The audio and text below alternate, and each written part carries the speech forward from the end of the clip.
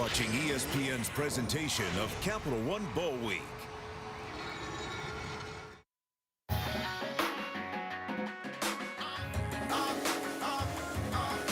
since I was a kid, I've been dreaming about this.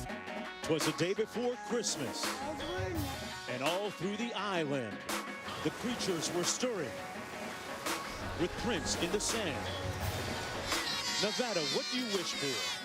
Alternatives, choices, nothing more. Alas, you're not alone for this Christmas mystery. Southern Miss relishes a chance at school history.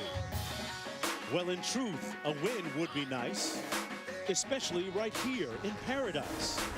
This is one gift you must not ignore. A pre-Mele Kalikimaka fable in store.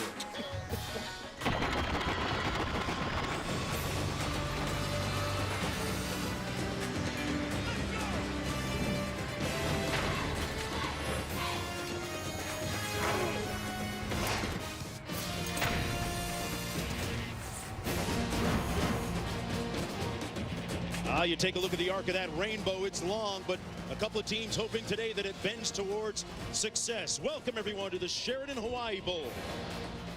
ESPN College Football, as part of Capital Bowl Week, brings us to the balmy shores of Honolulu. And this matchup between Nevada and number 21 Southern Miss, the WAC, against the Conference USA champion. It's the 10th anniversary of the Sheridan Hawaii Bowl.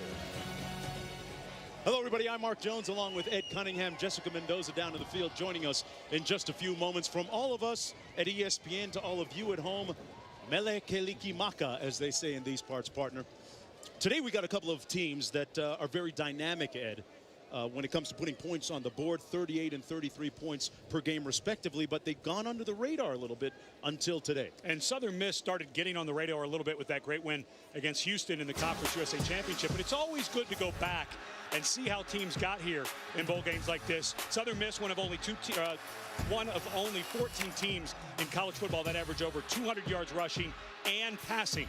They've discovered a dynamic player in Tracy Lampley, who was the MVP of the Conference USA Championship, over 240 yards of total offense in that game.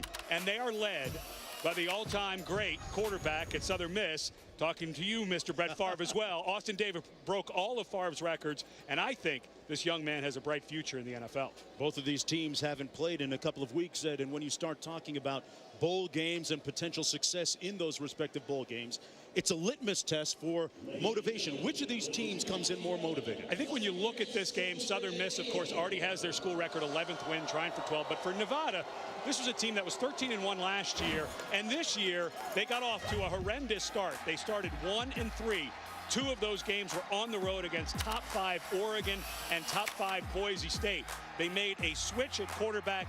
They win 5 straight games. The running game has been sensational all year, over 250 yards rushing and passing. They're the only team in the country that averaged better than that. And the consistency, 7 straight bowl game. And a lot of it has to do with a defensive lineman, Brett Roy, a guy who wasn't even second team all-conference last year, first team All-American this season, the only player from a non-automatic qualifying school to be named first team All-American. That pistol offense, something special to watch. We're going to take a timeout. When we come back, Jessica Mendoza has a real heartwarming story at this Christmas time, and it'll make you forget about all the negative things we've heard about college football and athletics this year. It's a galvanizing moment. More on that after this.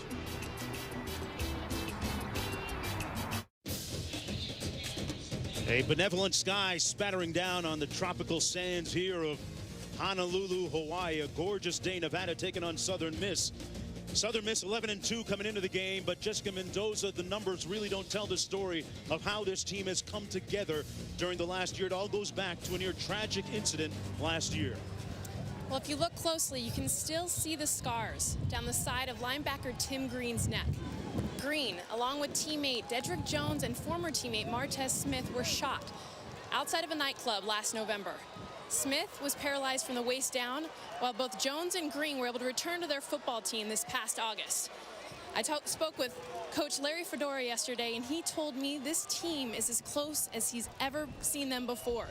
That tragedy has caused them to have more chemistry, be more mature, and he said they are the sole reason why that this team has more success than any team in the past. In fact, I spoke with Tim Green yesterday, and he told me that anytime any of his players start slacking off, all he has to do is point to those scars, and they will play with more want and more perspective than they ever have before. And, you know, Dedrick Jones, a young man who wasn't able to get back in the weight room. He was shot in the shoulder until late this summer. And he also had to change positions. He was a defensive end. Dan Dish, the new defensive coordinator, came in, changed the defense. So not only did this young man have to fight back from the gunshot wound, but he had to get his upper body strength back and learn a new position. He'll start for the final time tonight for Southern Miss. Yeah, one of the great comeback stories in all of college football this year, and a season rife with turbulence and a lot of controversy. It's nice to hear about something where the human spirit really has triumphed here. As Southern Miss winning the toss, deferring to the second half. Nevada will receive the kick. And this is Kendall Brock. There's a flag down, and Brock is brought down at the 15-yard line.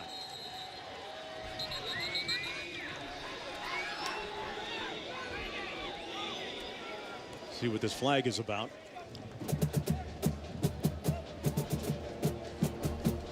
During the return, holding, number 43, receiving team. Half distance to the goal.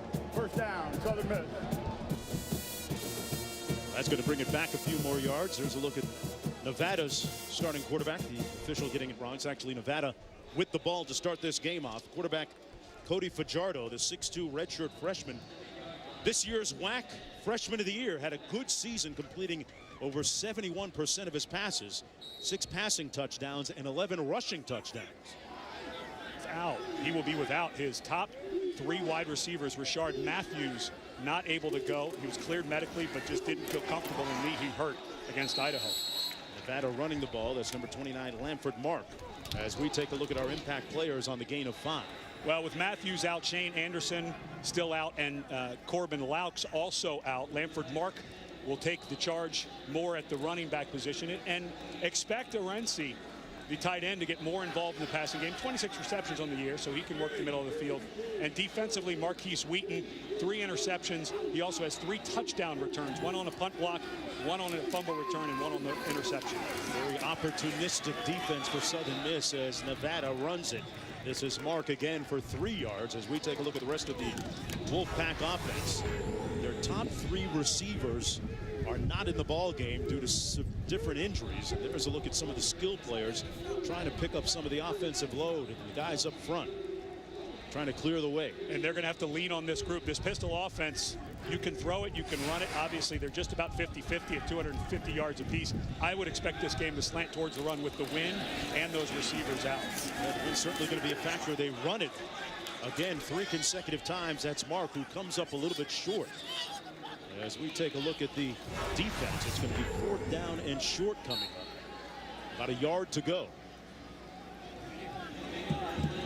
Looks like they're going to go for it here. Actually, they got the first down. Check that. Take a look at that secondary that has had 8 interceptions returned for touchdowns this year. That is a NCAA record, broke a record held since 1971 by Tennessee. So this new 4-2-5 defense, very aggressive. Fajardo almost intercepted. They almost gave him one there. Johnson with a near pick. Well, you can hear the wind, and it is seasonably warm here, right around 80 degrees. 78 today in the Honolulu area. In Reno, it's 40. And in Hattiesburg, Mississippi, a balmy 54. But every coach will tell you, rain, snow, nothing affects your game as much as wind. Kicking game, the passing game. That time, you saw the ball come off a little wobbly on Fajardo and almost ended up in a pick. Heads it off to the first man through. For Darrell Law making the stop on Mark, and Law, a.k.a. The Law, as he's dubbed by his teammates, had a great year. First team All-Conference USA. And he's a guy who, frankly, took some plays off early in his career, and the coaches continued to sit him down. He was a running back in high school, very athletic guy. Really focused in during the summer and fall, has played with a much higher motor, more effort, and I think has really improved his stock in the NFL draft. 3rd and 11, a little pressure coming on Fajardo. Can't escape and sacked back at the 14-yard line. So this time, Southern Miss stops Nevada. On third, Snowden and Thornton making the stop on the play. Yeah, and you've got Cotton coming in on the blitz, the third safety. When you run a 4-2-5, 4 down linemen, 2 linebackers, 5 defensive backs, you have 3 safeties. So that time, the safety Cotton came down and made a big some pressure and made Fajardo run. Nobody open, and this wind is really affecting the ball. That's whipping up, and this is Lampley on the kick return. Tracy Lampley had a great game in the Conference USA title game. The last time Southern Miss took the field, a 36-yard punt, 19 on the return, and that guy, Lampley, was the MVP of that upset against Houston. Although if you ask Southern Miss, Ed, it really wasn't much of an upset because Austin Davis, the starting quarterback, has put up some outstanding numbers this year. And he's a guy, you know, we were talking at the beginning of the show, teams flying under a radar. I think when NFL scouts start to really break this young man down, I think his stock is going to go through the roof. He's big enough. He's got plenty of arm. The ball comes out quickly. Watch how accurate he is, even in this wind. Well, his receiver unable. Nice jinx. His receiver, on that one, yeah. Valentine, unable to corral that ball as we take a look at our impact players for Southern Mississippi. And right out of the gate, they were going to Ballantyne, but Tracy Lampley, you mentioned, a guy who plays running back, wide receiver everywhere. Ballantyne has the best hands on the team, and for Nevada, it's all about Brett Roy up front in that defensive tackle position. This is Johnson running the ball. Picks up about 4 on the play. Burnett making the stop as we take a look at Brett Roy, one of the guys to keep an eye on up front. I mentioned at the start of the show, he didn't even make second-team all-conference last year, and he felt slighted. He used that as motivation because a lot of people may be thinking that Dante Moak, who played next to him, was the reason he had such big numbers. He actually improved his tackles and sacks, even though Moak moved on to the NFL. 3rd and 6. It looked like there was a little movement on the left side of the offensive line. Lamar Holmes, the all-conference selection. False start, number 72, offense, 5-yard penalty, 3rd down. That's a big penalty on 3rd down to go from 3rd and medium to 3rd and long.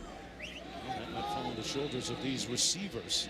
They kind of do it by committee, don't they? And Bolden is a 4-3 guy, and Blake Anderson, his offense coordinator, said he runs a 4-3 in every facet, on the track and on the field. This offensive line surrendering just 15 sacks in 13 games so far this year. Davis, incomplete. Intended for number 18, Dominique Sullivan. And now it's 4th down coming up. That wind, it's hard to, I was down on the field. You have no idea. Above the stadium, it's coming across from the far side to the near side, but down on the field, because of the way this stadium is built, it's completely swirling, almost impossible to tell as a kicker, as a passer of the ball, anybody handling, and it could affect long snaps on some of these punts. Well, Gratman, or excuse me, on short snaps on the field goal. And Gratman going to attempt this field goal from 50 yards out. He pushes this one. It starts right. Curls back in, but not enough. And he misses the first opportunity to score in the ball game. Larry Fedora doing a tricky balancing act of handling the present with the future. Back to Honolulu right after this.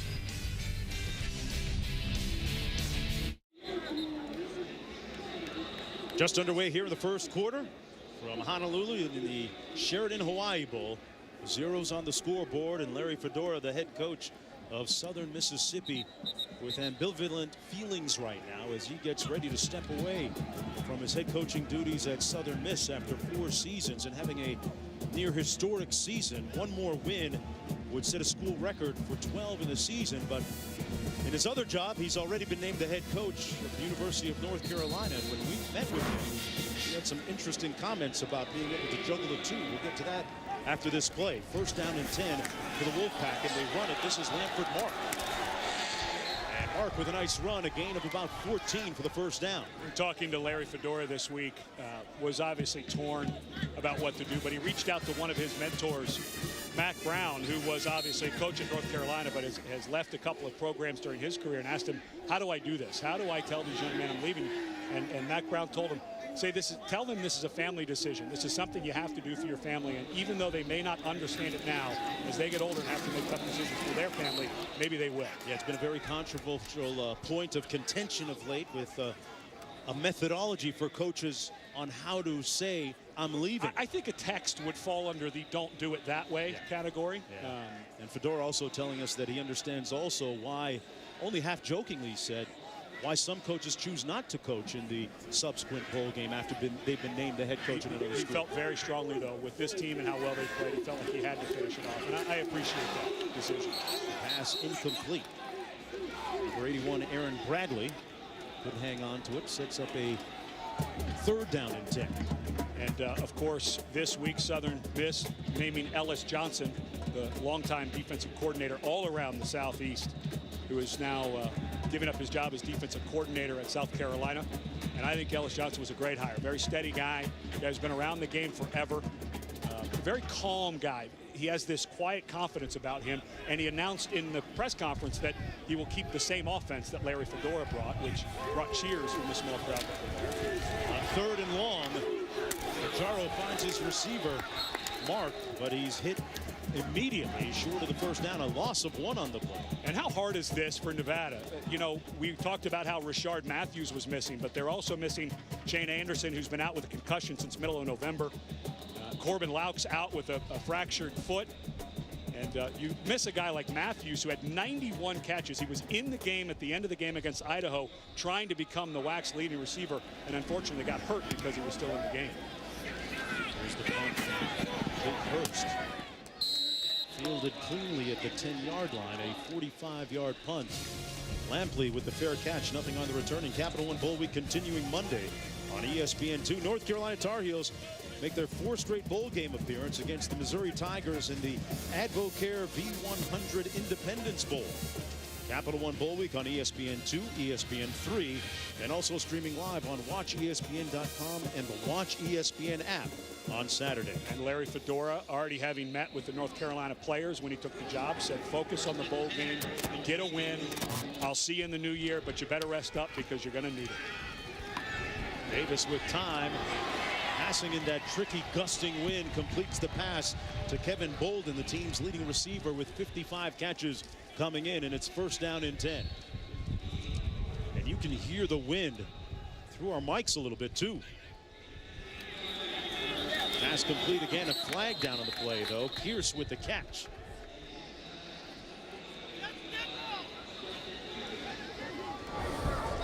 False start, number 17, offense, 5-yard penalty, 1st down. Well, there's a look at the gusting wind I alluded to a few moments ago. And right now, both teams look very hesitant on what they want to do. I think the coaches, usually if the wind is going one direction in the stadium, you can start to figure it out what you want to do. But because the way this building is made with 4 corners that are open, the wind comes in, spins around, and both teams right now looking very hesitant, and Austin Davis looking hesitant, which is a little shocker for a guy who started for 4 years, but he does not look like he wants to pull the trigger. And when you hold on to it and the ball comes out a little slower and without the tight spiral, that's when you get interceptions. 1st and 15 after the penalty.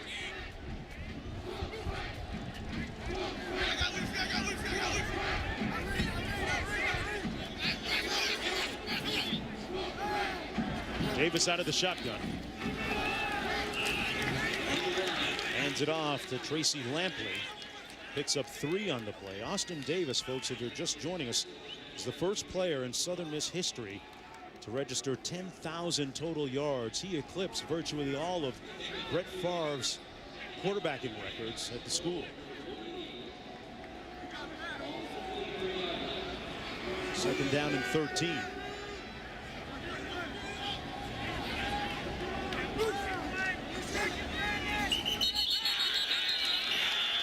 Confusion along the offensive front. Is what we're seeing just a little rust falling off right now? I mean, with the break in between the regular season and bowls? I think that both of these teams... False start, number 68, offense, 5-yard penalty, 2nd down. I think the wind has a factor, but they both seem like they're suffering from the Hawaiian flu, where maybe a little too much land on the beach, not enough focus. But both of these teams right now, it's almost like early in a boxing match. They're throwing a lot of jabs. Nobody's ready to uncork. Hey, Kalakala Avenue can take down a few teams, that's for sure. 2nd down and 18. This is Lampley again, dancing between the tackles with nowhere to go, brought down immediately. That was Brandon Marshall.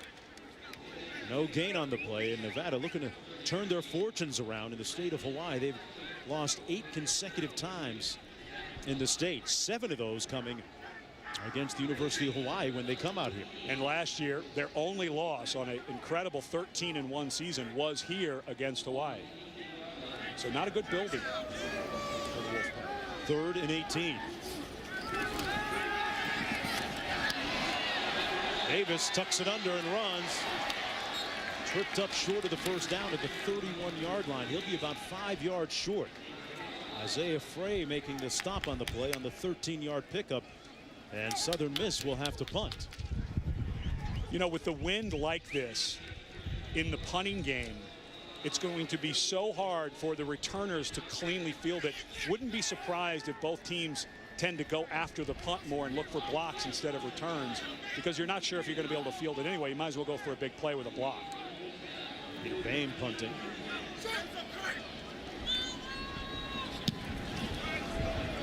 It's off a nice spiral. All the way back to the 22-yard line. It's Root. With a nice move, still on his feet, and brought down finally at the 25-yard line. A 47-yard punt, 3 yards on the return. And folks, in Hawaii, sometimes you just got to catch the right wave and ride it for as long as you can. Back with more after this.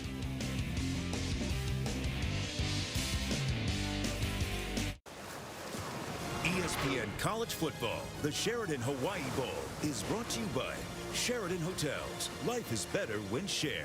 The Volkswagen Sign Then Drive event, where you can drive away in any new 2012 VW for practically just your signature. The HTC Resound, the only phone with built-in Beats audio. And American Airlines. Travel to over 250 cities in 40 countries on American Airlines.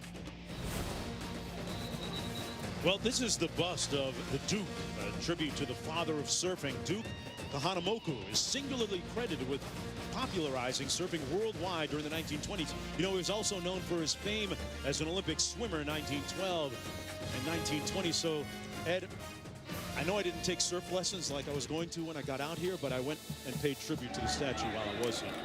Did you at least swim in the ocean? After my run, yes. Right now, Nevada's offense not looking like they're swimming upstream anymore after that play. That was Nick Hale on the reception. Hale, one of those guys, looked on to pick up some of the offensive load in lieu of Matthews being on. Well, we already mentioned the 3 top receivers are not playing in today's game, but they're also without their number 2 rusher, Mike Ball, who was dismissed from the team back in November. But this is a team that's averaged over 250 yards rushing with 5 different running backs having to play. So it's a pretty good system Alt has built here in this pistol based on the run. Keeping hole up the middle. And Mark all the way deep into Southern Miss territory at the 17-yard line. Hendrick Presley finally making the stop, but a big gallop of 44 yards on the play. And Chris Barker, the right guard, gets a very key block. He gets up on the linebacker, number 43, Tim Green, and pushes him out of the way. Good balance by Barker on that block. It just kind of a seal block, a smaller man. Barker uses nice feet to pick it up. First down and 10, Nevada. Ricardo keeps it himself this time. And brought down at about the 13-yard line. Nice tackle by Darren Wilson that time. Coming up to provide support on the corner. A gain of 6 on the play. Of course, Fajardo was not the starter at the beginning of the season. That was Tyler Lantrip. Lantrip started the first 4 games we showed in the open. 4 straight games on the road, 2 against top 5 opponents. They were 1-3, made a switch to Fajardo. And this young man's completed over 70% of his passes this year. And it's unbelievable with the guys that Nevada lost off of last year's team, actually statistically better on offense than they were last year in that magical season. Fajardo tosses it high, way high, intended for Aaron Bradley.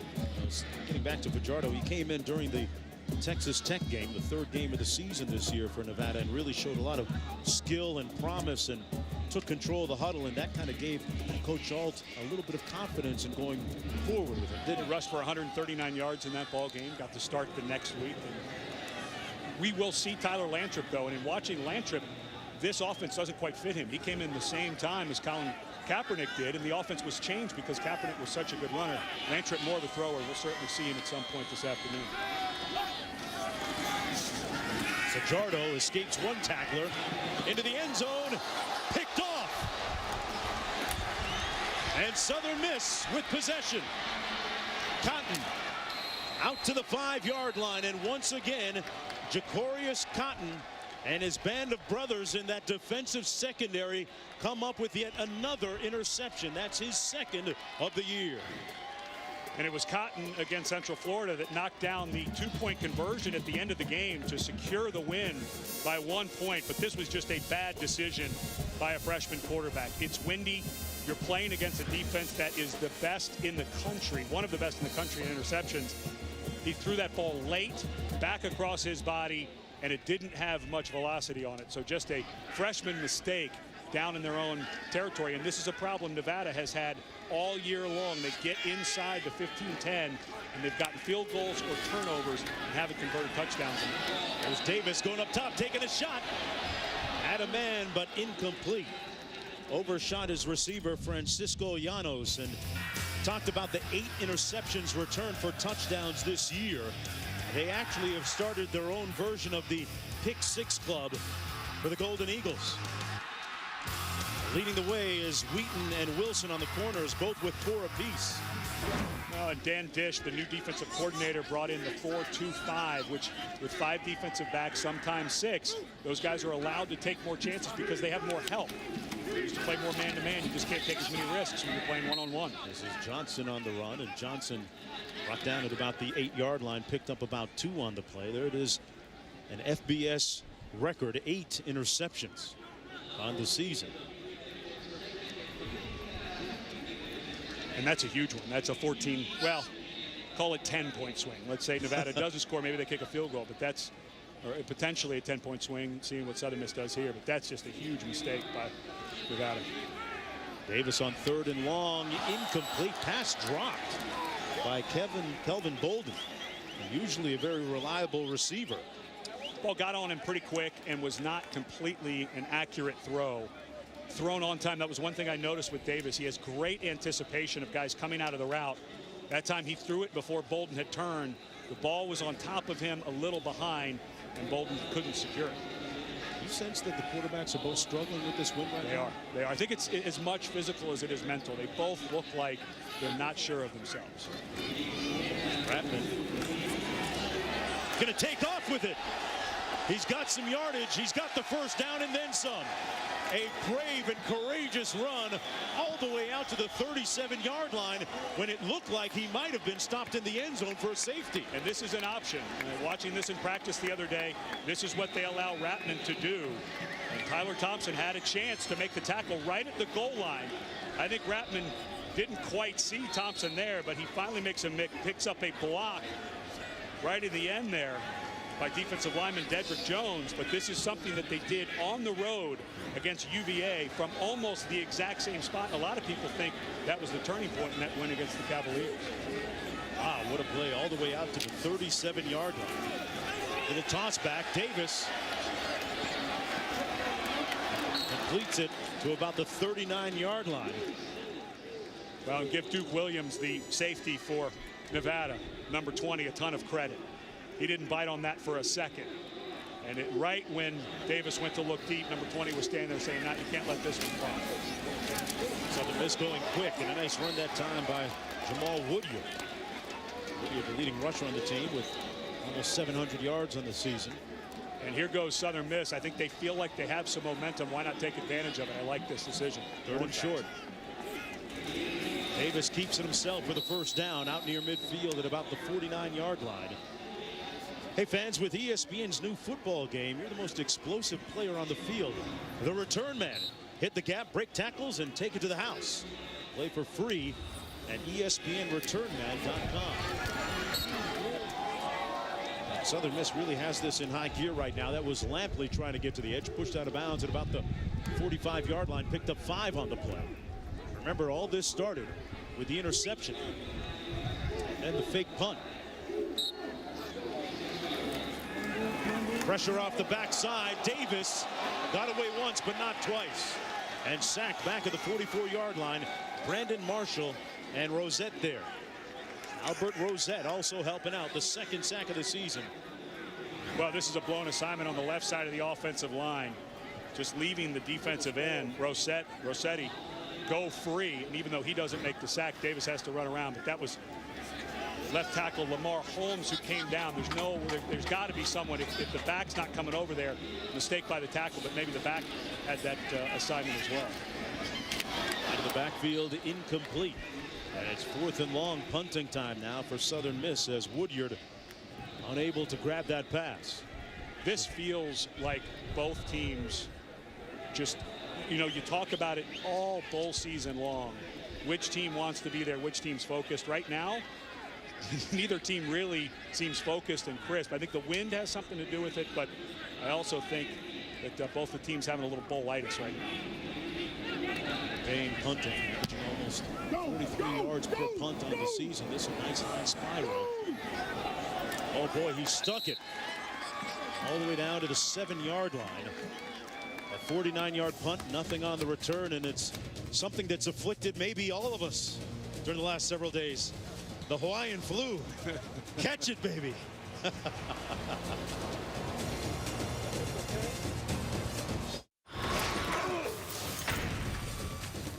Try that coffee.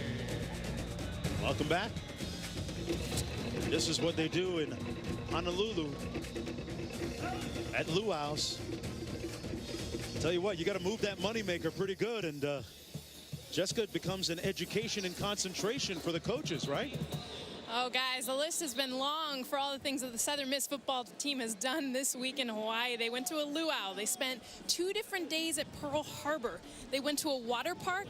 They had the day off on Monday to do whatever they wanted, and they also had a barbecue on the beach. Guys, they are enjoying Hawaii, and they've definitely had a good time this week.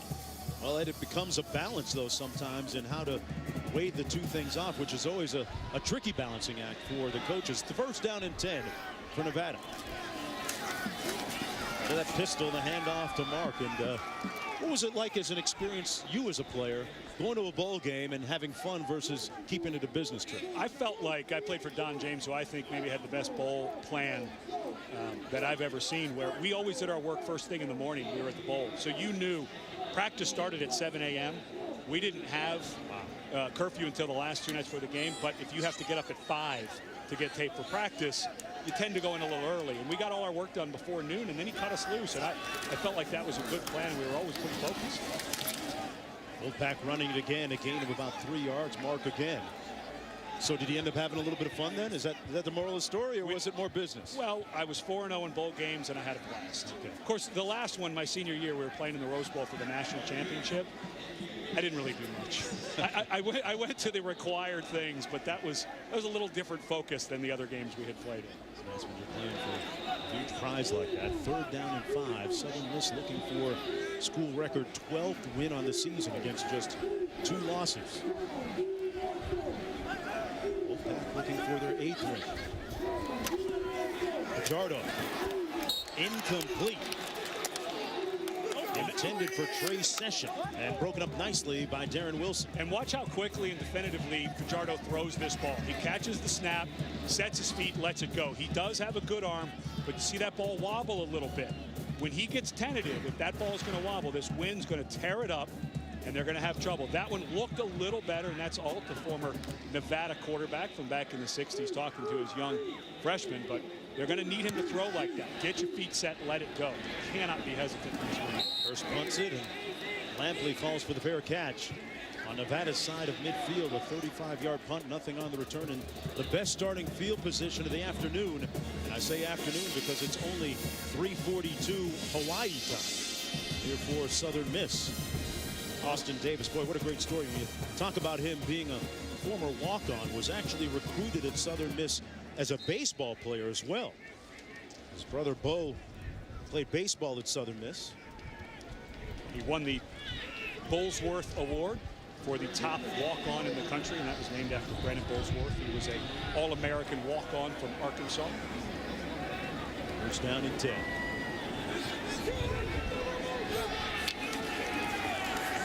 Flag down to the play. think they're going to get a illegal shift here for Southern Miss. Johnson brought down after moving the pile a little bit, picked up a few yards. Illegal shift, offense. 2 men were in motion, did not get set before the snap.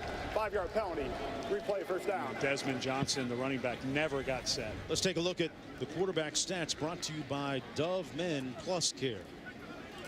And boy, when you get compared to Brett Favre, it's always a good thing statistically. And I think as Austin Davis goes along, Favre was a 2nd-round draft pick.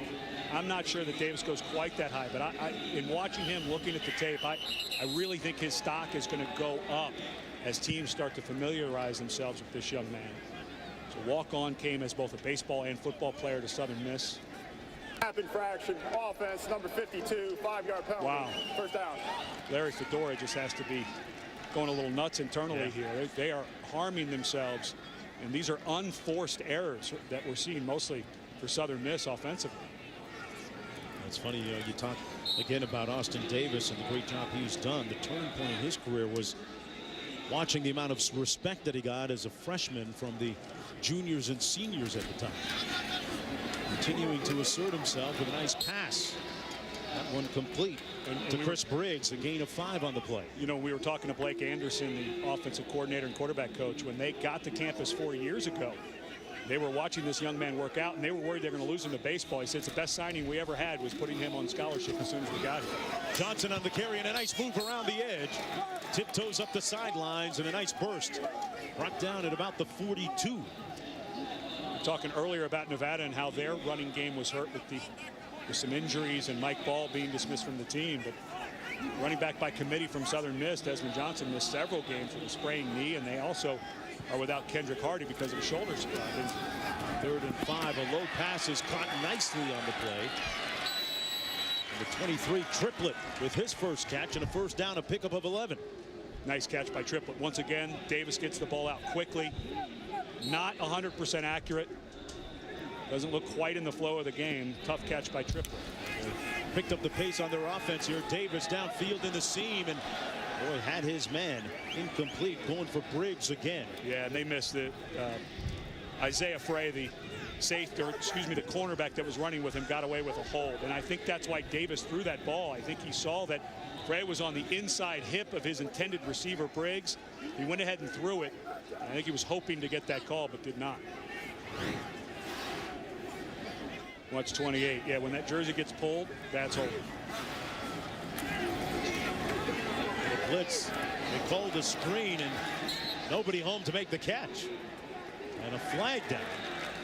Yeah, I think they're going to get intentional grounding because there was, it looked like Southern Miss was trying to set up a running back screen to Lampley.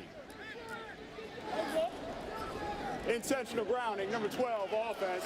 The quarterback did not leave the pocket. There were no receivers in the area of the pass. Lost it down at the spot of the pass. 3rd down. So it was a smart move by Davis just to throw this into the ground because there was nothing there. He wanted to get rid of it. But watch Lampley. He goes the wrong way. Lampley went to his right as he came through instead of going over to his left where Davis expected him. So Davis thinking he's just throwing it away, but because there is no receiver in the area and he's still within the tackle box, intentional grounding, proper call. The focus of this Golden Eagle team seemingly a little bit different here than it was in their last game against Conference USA's Houston Cougars. That pass incomplete. And right now they might be having a little bit of an exhale or a hangover from the success they had against Houston in that conference championship game, unable to recapture their mojo. And Davis looked like his arm or something as he was coming off. It kind of dropped down a little bit. That was a blitz that went unpicked up. And this team just doesn't look like they want to be here right now. Dame punting. It's going to be down at about the 7-yard line again. A 38-yard punt. Nothing on the return, and that's the first 15 minutes in the books. Austin Davis trying to find his rhythm back here in the beautiful island of Oahu. They call it the gathering place. They got to gather some points on the board soon. Back after this.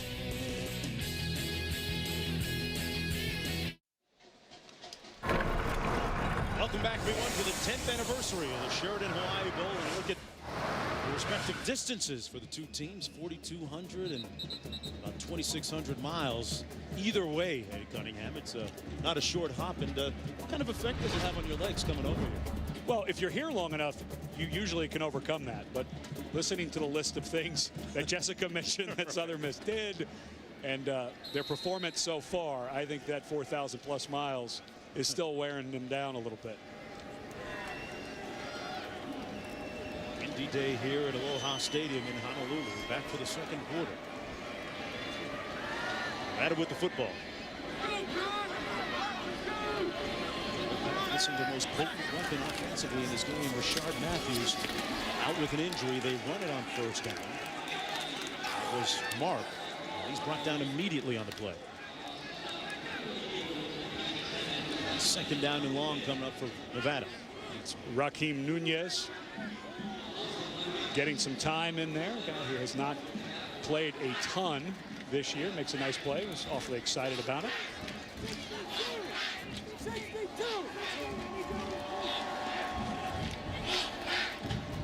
It's an offense that averages over 250 yards passing and rushing per game, but so far unable to get on track. And Fajardo under some duress throws behind his receiver, incomplete, and no flag on the play. It'll be 3rd and long. Intended for Trey Session. And next bowl up. Capital One Bowl Week continues with 2 games Tuesday on ESPN. First at 4:30 Eastern Time, Western Michigan and its high-powered passing attack, led by Alex Carter, meets Purdue. That's going to be on Tuesday, but Monday the next one with Missouri and North Carolina.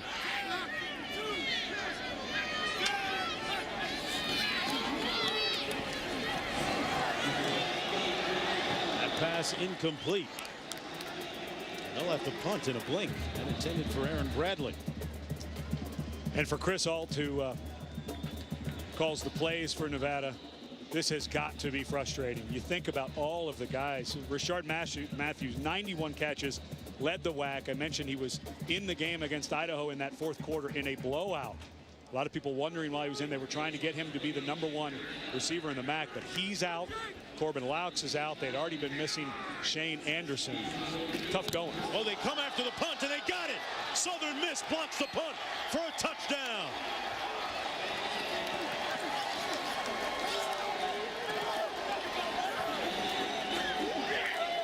Beckton Martin comes up with the fumble recovery off the block. And I believe that was Tim Green who got the block as he went up over the personal protectors. I believe it was Green, and let's watch as Green comes free. This big offensive lineman. Well, that looked like because those personal protectors were so close. I don't know that was blocked as much as kicked into the back of his personal protectors. Yeah, that'd be great to see that replay again. Let's take another look. The trajectory on the punt looked to be a little bit low. Oh, he got it. What a great job by Green. Tim Green selling out, continuing one of the great comeback stories in all of college football this year.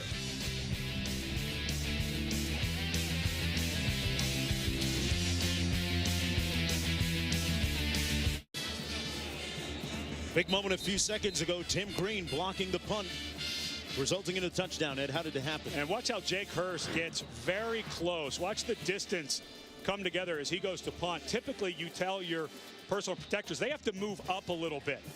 And because Hurst is standing right behind them when he kicks, a great athletic play by Tim Green, times it perfectly, gets his hand out and blocks it. And what a great story for the senior. Comes back from a gunshot wound to the throat, and as a senior in the bowl game gets a block punt for the first score of the game. They've had 25 different players now score a touchdown this year. 13 non-offensive touchdowns for Southern Miss. So you can almost imagine their defense coming onto the field sometimes, telling the offense, hey, just hold them. Just hold them until we get back on the field.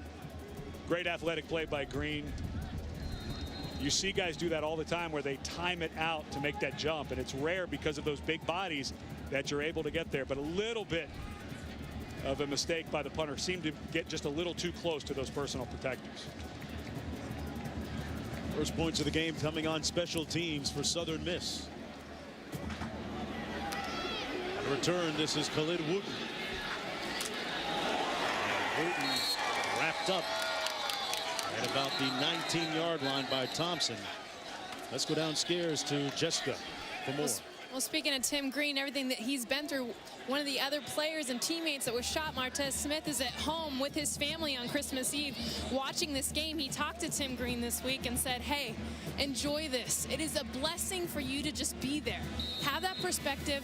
Tell the team to enjoy it. You're in Hawaii, you're champions, and just get that bowl championship. A great moment for these players to share as a team. First down and 10.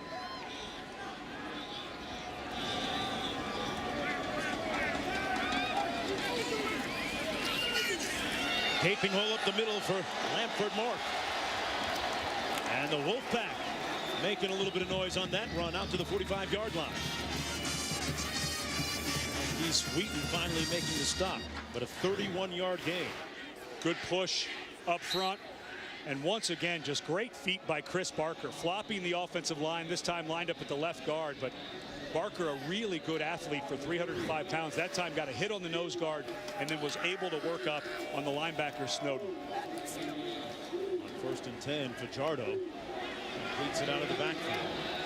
Stephon Jefferson picking up 6 on the play. Well, Capital One Bowl Week continues with 2 games on Tuesday on ESPN. This one I was alluding to earlier. First at 4:30, Western Michigan. And its high-powered passing attack, meeting Purdue in the Little Caesars Bowl. And at 8 Eastern, 2 teams who finished the season strong face off as Louisville takes on North Carolina State in the Belk Bowl. Capital One Bowl Week on ESPN, ESPN3, and also streaming live on WatchESPN.com and the Watch ESPN app on Tuesday. Nice rope thrown on 2nd and 4, complete to Bradley. Wheaton making the stop and a first down on the pass. And Fajardo seeming like he's getting some more confidence in his throws. I mentioned earlier Chris Alt was a quarterback in college. He still coaches that group and calls the plays. And he seems to have figured it out a little bit here with this wind in the second quarter. I think it goes back to, even though it was an incomplete pass earlier deep in their own territory in the first quarter, remember that nice crisp throw he had, starting to look like that more. Fajardo keeps it himself and takes a hit at the 37-yard line from Cotton. Jarred his pads loose, and you know, when you talk about the offensive system that they run, head coach Chris Alt of Nevada says that the pistol offense really has been the reason, the barometer for their success through the years. You know, when you study the pistol, the first thing you see is obviously the quarterback not in a true shotgun. But what you don't realize is it makes it more of a power running game because the running back gets the ball with more momentum towards the line of scrimmage. As Mark did right there, powering ahead for the first down. When you see a true shotgun run game in the spread, typically the running back is standing right next to the quarterback. So when he's handed the ball, he's at a dead stop. And in this, the pistol offense, it's more like the quarterback being under center, where the running back has some momentum towards the line of scrimmage. This is basically an inside zone run team, very much like what Oregon does.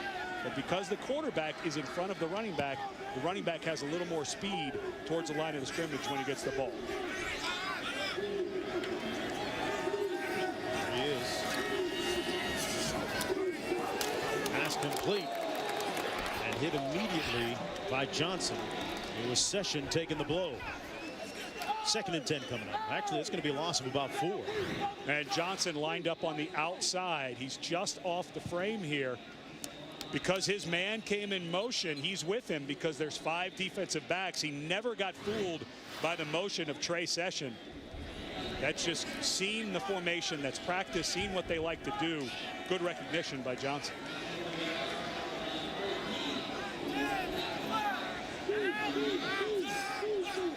Second and 14. Shadow completes it. A nice run after the catch by Aaron Bradley. We're at the top of the hour. I'm Mark Jones along with Ed Cunningham and Jessica Mendoza down to the sidelines. Here's what's happening now Nevada playing its last game as a member of the Western Athletic Conference. They'll move into the Mountain West next year and ahead. Southern Miss seeking its first bowl win since 2008, and head coach Larry Fedora's last game on the sidelines. For the Golden Eagles right now, they lead 7-0 on 3rd down and 4 for the Wolfpack.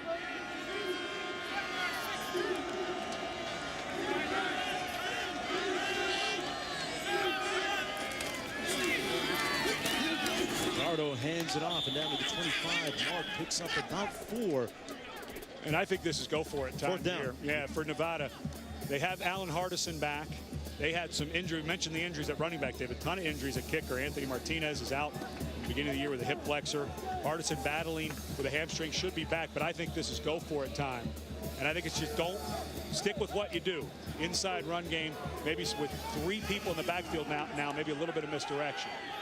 About 53% on 4th down this season. It looks like Mark got enough for the 1st down. I like it. I think that's a good aggressive call. Your side of the field. The only score that's been given up is in the kicking game. Swirling wind. Southern Miss has already missed a field goal in this direction, so it's the right call. Good play call too. Just go straight ahead. You don't want to get you don't want to go sideways on those, and if you get any penetration, the play's dead. 10th play of the drive coming up.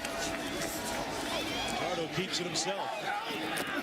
A little something out of nothing there. Pushed out of bounds at about the 21-yard line. Picks up about 3. Pushed out by Wilson. And Tim Green is playing a whale of a ball game. We already saw him with the blocked punt for the touchdown, but this time a perfect read on the quarterback zone read. He walked up, stayed square, made the quarterback bounce it to the outside where his help was. Read perfectly by the senior. Playing in his last game for Southern Mississippi. 2nd down and 8.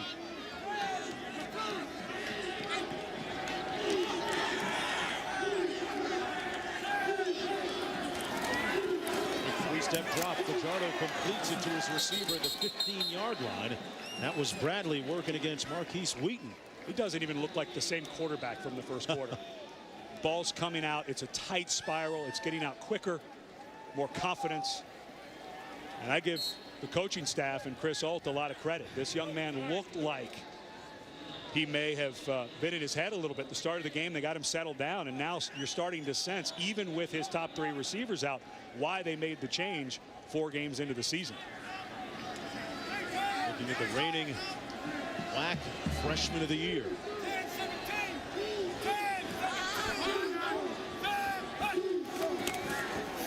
Ricardo hands it off this time to Mark. Picks up about 3 over the left side. Wilson making the stop for Southern Miss. Under 8.5 minutes to go. Nevada looking for its 8th win of the season, trying to change their fortunes a little bit here in Honolulu.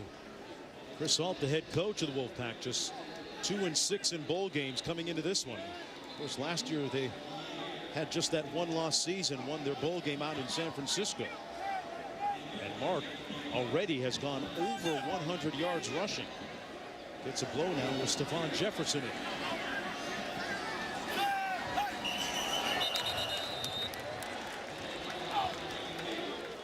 Now, because of a offsides by Southern Miss. Khalid Wilson making contact. Offside with contact. Number 95, defense. 5-yard penalty. 2nd down. Now you get into 2nd and short inside the 10-yard line. I've got to assume this is a throw it to the end zone down. I think maybe you get Fajardo moving. They've already done 1 bootleg earlier in the game, but I think you could take a shot into the end zone here.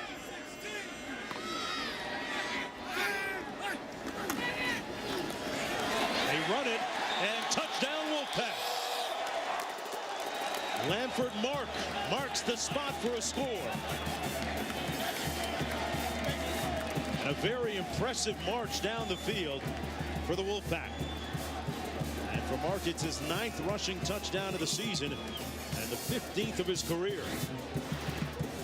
And the right guard pulls out in front of, the center, Jordan Mudge, and Mudge does a nice job because the man he's supposed to block ran up the field. Instead of chasing him, he led up into the hole and got a block that finished it for the touchdown. The extra point good, and we're knotted at 7 with 7:45 to go here in the first half of play. Already with 6 consecutive 100-yard games, Lamford Mark putting his mark on this one.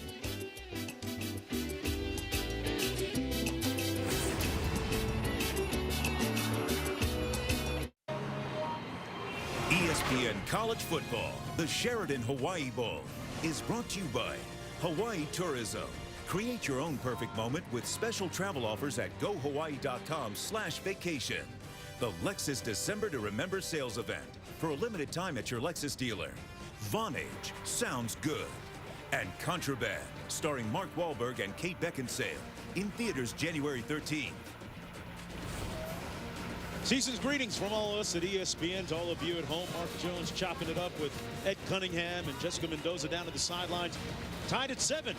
Ele Kelikimaka, as they like to say here in Honolulu. Season's greetings. And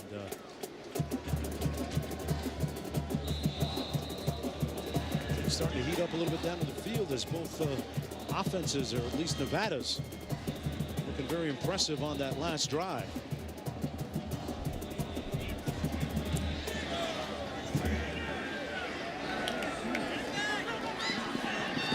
Esther on the return. Stopped up at about the 26-yard line, 15 yards on the kickoff return. Well, folks, this week on Monday Night Football, a key NFC South divisional game. Matt Ryan leading the Falcons against Drew Brees and the Saints. The Saints-Falcons on ESPN's Monday Night Football at 8:30 Eastern, also available live on Watch ESPN. The Saints looking at potentially that number 2 seed. This one of the best games of the year, one of the best matchups of the season on Monday Night Football. Coverage begins at 7 with Monday Night Countdown served by Applebee's. And the first guy I thought of when I started studying Austin Davis was Drew Brees. Built like him, throws like him, feels like he has a command of the field like him. There's a double reverse and nothing happening. Wolfpack sniffing that one out. Staying home on the play. Johnson making the stop on Bolden. James Michael Johnson, a young man who's been invited to play in the Senior Bowl, which of all of the All-Star games is the most important. The Senior Bowl is coached by NFL coaches. There are more scouts, more coaches for the NFL at that All-Star game than any of the others. So a real good chance for him down in Alabama to make his mark. Got one more clip for the highlight reel there. 2nd and 21.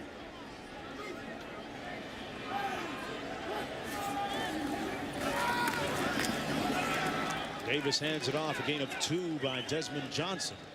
So it's up 3rd and long now for Southern Mississippi, for a team that put up 38 points per game this year, Ed. Things arrhythmic right now. No flow for them. And their offensive line for Southern Miss struggled earlier in the year. They had real struggles against Louisiana Tech. They had struggles against Marshall in that loss. And they talked all week about the movement of this defensive line for Nevada. That time, Kalen Burnett came on an inside loop to make that play. Davis completes that pass to about the 26-yard line. That's going to be way short of the first down. Actually, it's incomplete. Intended for Bolden and broken up nicely by Fry. Isaiah Fry and Wooten doing a nice job on those receivers today. And talked about long coming up. We've talked about all the interceptions for Southern Mississippi. Fry and Wooten combined have 9 interceptions on the year, 4 for Wooten and 5 for Fry. So this is a defense, and watching them the other day in one-on-ones against their receivers, these corners are pretty good in Nevada. Peter Bain punting from his own 5.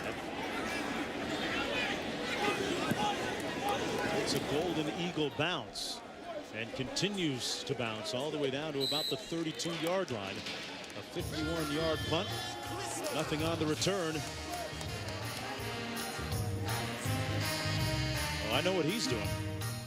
Is that a shark coming? No, hang 10.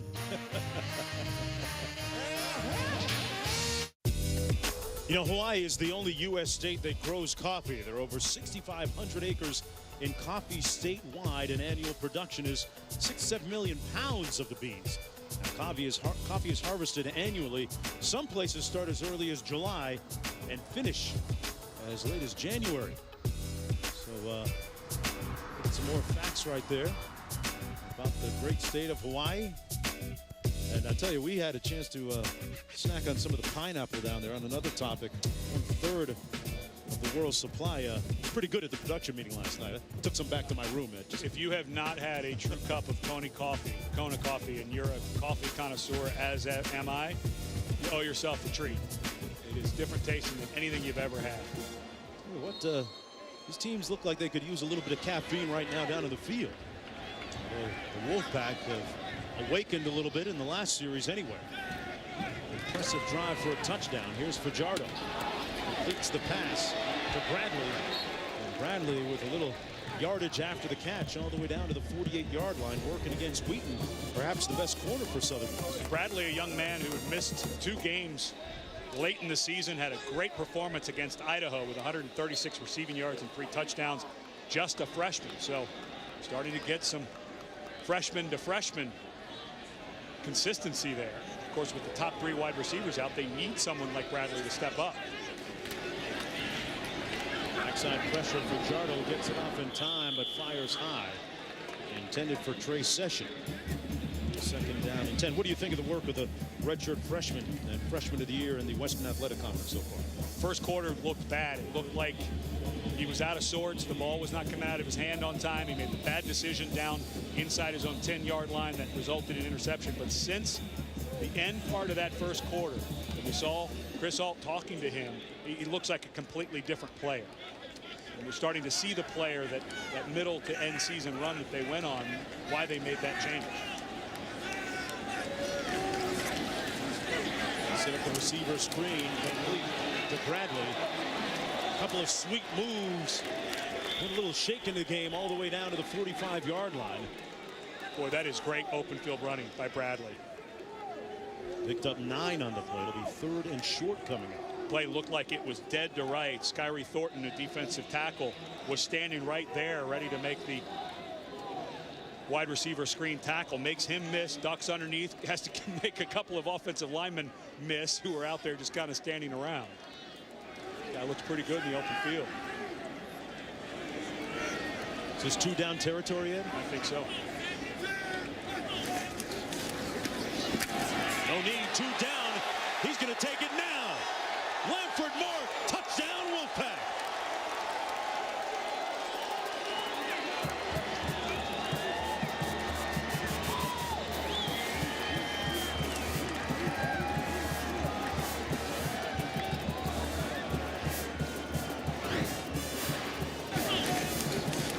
This play with a backside guard pulling up in the hole has just gutted the Southern Miss defense. Mark doing a nice job just staying on his track, making little moves. He's not making big moves.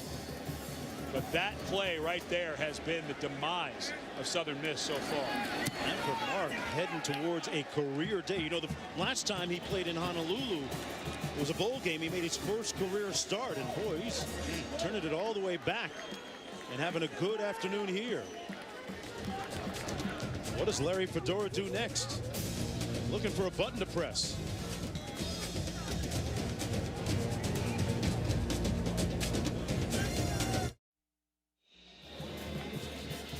A look at Diamond Head in the background.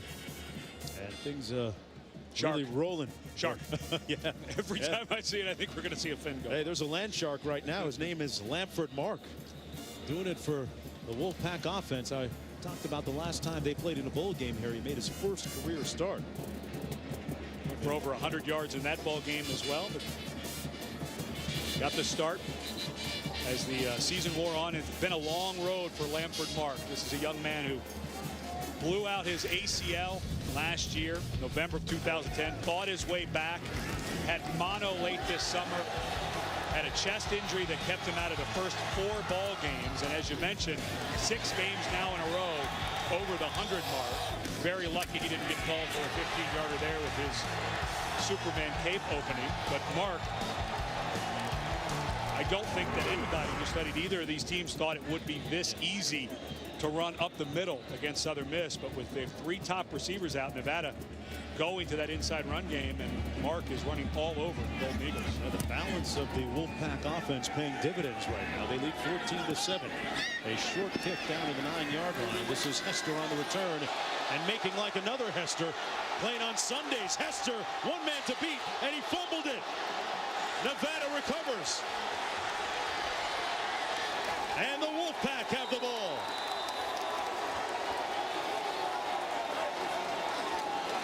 What an unbelievable job by Khalid Wooten. Never giving up on the play. Tracked him down from behind. And what a turn of fortune after a great kickoff return. And this is exactly what you coach. Great speed when he saw the opening, but watch Wooten, number 2 on the left side there, chops it right out. Great hustle by Wooten. A huge break for Nevada. Thaddeus Brown making the recovery. Just right on the ball, perfectly timed. The ball being carried fairly well. It's not like that ball was out and loose and away on the ball carry, but Wooten just hammered it right at the perfect time. Fajardo tucks it under and pushed out of bounds at the 40-yard line. We saw the fumble, and you've preached and you've taught this year about 4 points of pressure when you carry the ball. How many do you think he had there on that kickoff? 3. Got a little away from his body. Hester let that ball get away, and that happens when you're full tilt. You always think, oh, I'm okay, and you let that ball go away from you a little bit. But that was just wonderful play by Wooten. It wasn't completely sloppy ball carrying. I just think Wooten timed that perfectly. Hit the ball right at the right time as the runner was bringing the ball up. So that force met the downforce. Ball comes out. 2nd and 6. This is Hanford Mark again over the left tackle. Mark with 6 consecutive 100-yard rushing games, and a little too early, pardon me, for Hester and his teammates to hang their heads right now. Still only a 14-7 game. What would a score do here with just under 4 minutes to go in the first half for Nevada? I would be for Nevada. We got this. You can hear it in the audio there. We got this. They're starting to feel their confidence. Hey, you know what? We're just better than these guys right now. And I think another score from Nevada. I just don't know what Southern Miss is going to do. They have not played well at all the entire game. What happens if they go down 14 in the first half? Mark again, this time between the tackles, picks up about 3. And I think for Nevada right now, because they have the momentum, because Mark is running the way he is, don't take any chances right now. You're playing against a defense that's the best in the history of college football in returning interceptions for touchdowns. So take the guy who's gone 6 straight for 100 games, wear him out, wear out this run from Southern Miss, and try to get the 3 minutes and 7 seconds off the clock. Well, 4th and short coming up. And I think I agree with this call. I think this is a go for it down. The way you're playing, run the ball, pick up the first, keep the clock running. Fajardo hands it off, and they're not going to get it. Southern Miss is going to take over on downs in good field position. Cordaro Law, the guy they refer to as strictly the Law for Southern Miss, makes the play. Law does a wonderful job. He comes down inside, working one-on-one on the tight end, Scott Frisbee, and spins back out to make the tackle. Frisbee does not maintain contact, and what a nice athletic move by Law. I mentioned he was a running back in high school. That's like a spin move when you get tackled. He was getting pushed down inside by Frisbee, spun back out, and lo and behold, there was an early Christmas present, the running back on 4th down. Man, and look at him. Some people question his motor and his determination last year and his lack of consistency, but no such problem or issue this year. He leads the team with 7.5 sacks on the season, described as a real quiet kid, but his play making noise on that last one. That's the linebacker, Jeremy Snowden, who was hurt on the last play. So looking forward now, at 2:49 to go, what does Southern Miss do from here on in? What a huge, with 3 timeouts, do whatever you want. You can run your entire offense. And now that you're on the plus side of the field, you're thinking about 4 downs every single time, even if you come up short. So on some of those 2nd and 3rd downs, you can take that shot. And don't be afraid to use those timeouts. Shouldn't be a problem. But if the clock starts to tick away too much, 30, 40 seconds are gone between plays, think about using one of those timeouts. This offense has amassed just 79 yards so far. Quick slant, pass complete to number 18, Dominic Sullivan, as we check in with Mike Hill in the studio. All right, fellas, coming up on this H&R Block halftime report, a heartwarming story of how the game of football and technology has helped a Texas team with a life-threatening illness overcome a lot of odds and have a huge voice at his school. You don't want to miss that. That's at the half. Melikalika, fellas. Well, Mike, you spit that out real smooth and quick, man. Same to you. 2nd and 7 after the run by Tracy Lampley. Full timeouts remaining. 3 remaining for Southern Miss. Little heat coming from the defense. Incomplete. Intended for Ballantyne. That was great coverage there by Fry. You kind of get the feeling that these defensive backs for Nevada read all the clippings about Southern Miss and how great their secondary is and all the returns. And Fry and his mates, Wooten, who made that great forced fumble on the kickoff return, these guys came to play.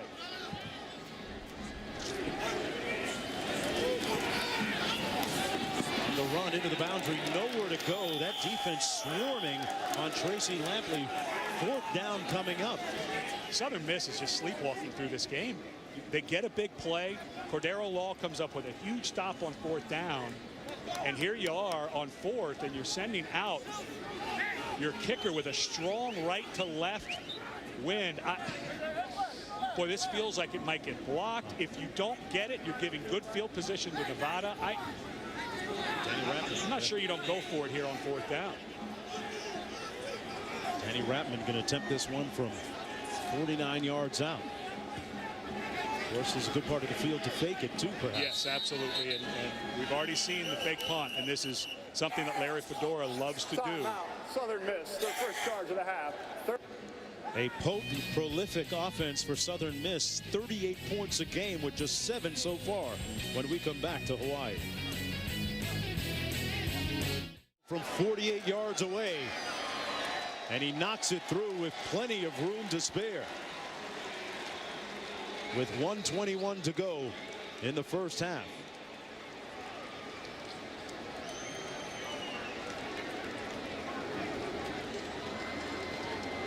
Let's take one more look. Ratman, a young man who had a sensational year last year. His first team All-American, hit 26 field goals, which was a Southern Miss record.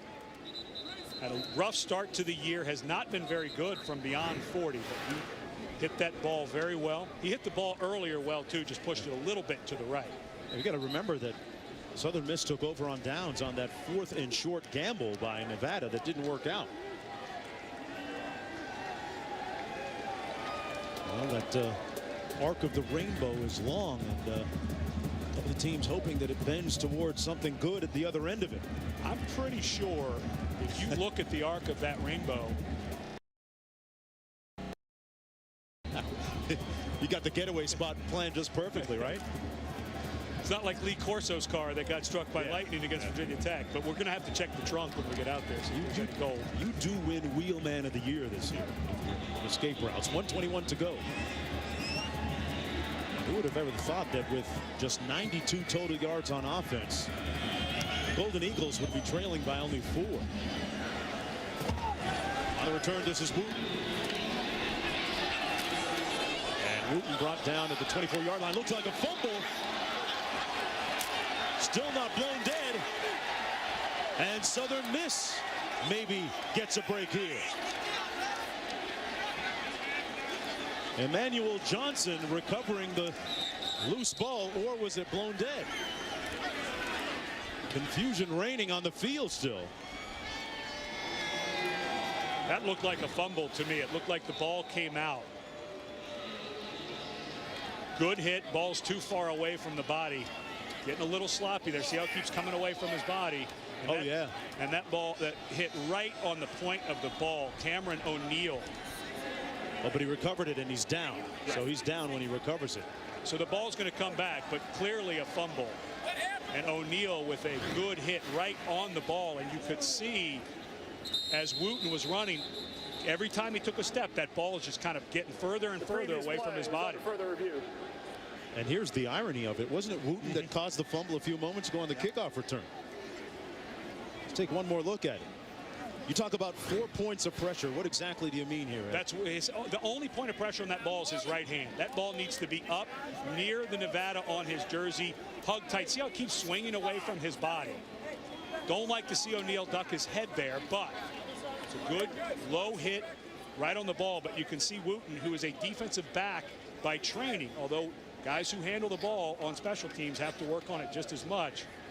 Started bringing that ball a little closer to his body, but when it's loose like that and all those bodies flying around, you're going to see the ball come out. That ball obviously was loose before he hit the ground, so if Southern Miss gets the benefit of that replay, they're going to have possession with a couple of timeouts remaining and a chance for at least a field goal here, you would think, and perhaps even more. You know, it's clearly a fumble, clearly recovered by Southern Miss. And just no way that they can overturn this. You said at the top of the show that you felt that Nevada was highly motivated coming in. What tipped you off to that? I think when you look at what happened to Southern Miss over the last several weeks, their head coach leaves for North Carolina. They've already won their program's history-leading 11th game in that win against Houston. They were supposed to go to the Liberty Bowl, but because the Liberty Bowl has a contractual obligation with the SEC that allows them to take an SEC team instead of going to the near bowl site. Review, there was a fumble recovered by Southern Miss. The Southern Miss player was down at the 24-yard line. Please reset the game clock to 1:16. 1:16 play. And you looked at Southern Miss and thought, are these young men going to be focused? They had to come 4,000 plus miles. Not a lot of their fans could make it because they came to Hawaii instead of going to Memphis, just a few hundred miles up the street. But now, because of some turnovers, they're able to get back into it. Let's see if they convert. They didn't when Law made the 4th down stop. Let's see if the fumble caused by O'Neal turns into points. Big 7 today. Excuse me. Have been all non-offensive plays. Big one, the punt block for the touchdown. You take a shot right away here? Why not? You know, you see that momentum come. Take it. Golden and Valentine, their most dangerous receivers. Davis throws it out of bounds. The closest person to it was Desmond Johnson. It'll be 2nd down and 10, 1:08 to go, and a couple timeouts remaining. And that's the key right now with those 2 timeouts. You really don't have to worry about the clock, except if you do something where the clock continues to run and your players are spread all over the field and it's going to take them a while to get back to their positions, go ahead and use that timeout. You don't want this to creep down into 30, 20 seconds where you feel like you have to rush. Davis with time, finds his man at the 15-yard line and close to a 1st down. It's Dominique Sullivan. And they give him the 1st down on the catch. He picks up 11. And now you got to go fast. The clock's going to start as soon as the 1st down chains are set. Davis hands it off straight ahead inside the 10 to Johnson down to the 9-yard line. A pickup of 5. And I think you should use a timeout here if you're Southern Miss. Let's see when this clock, what it gets down to. It's 51 seconds when the tackle was made. Let's see how fast they get the snap off. You've got the 2 timeouts. Davis into the end zone, jump ball and incomplete, intended for Sullivan again. A lot of contact there as he was working against Fry. 3rd and 6 coming. Now, the incomplete pass obviously stops the clock, but on 3rd down, you can still pick up the 1st. I think this is all Austin Davis. Maybe a draw, maybe you could get a draw in here, but just be ready to use that timeout. You're inside of 40 seconds. It's going to go fast if you run the ball.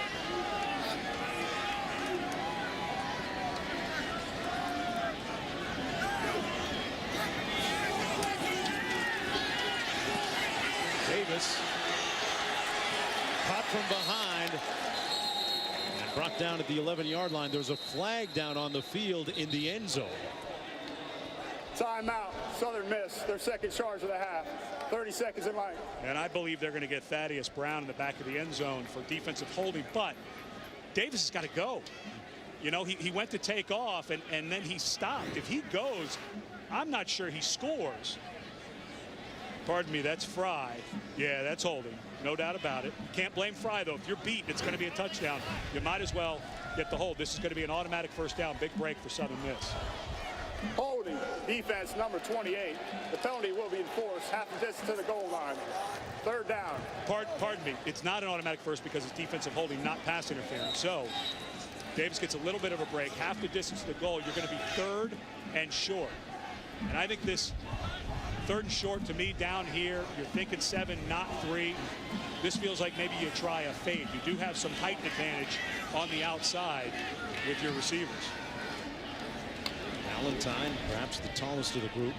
He and Sullivan. Sullivan, number 18. He's out top.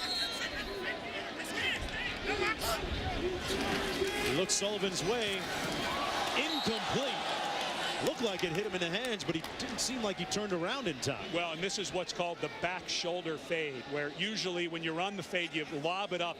But this time you throw what's called a buzz throw. It's a flat throw coming in fast. What great. Not quite pass interference. I like the no call that time. Fry was in great position. Yeah, the hands were there, but he was not changing the body of the receiver, Sullivan.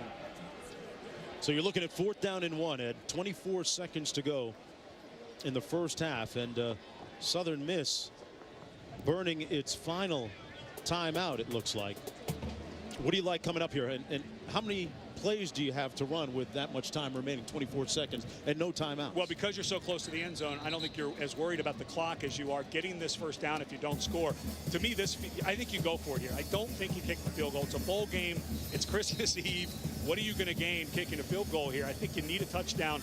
The way your offense has been playing, it has been playing great. So take advantage of that. But I think you can run the ball here. I think you pick up the first down. There's no way that Nevada, I think, is thinking about a run here. So maybe it's a run. If it ends up in a field goal, is that a loss for them? No, because you're only down 1 point. But I just feel like your team has not played well. They seem like they have bowlitis. Go for it here on 4th down. Good decision. Keep an eye again on Dominique Sullivan. 6'4". He's a tall target. They run it. Davis keeps it. Gets enough for the first down. And now the clock becomes an issue. No timeouts remaining, remember. And you don't have to spike it here. You can throw a quick fade. And Southern Miss, they're gonna eat some clock here. They're not quite set. 1st and goal.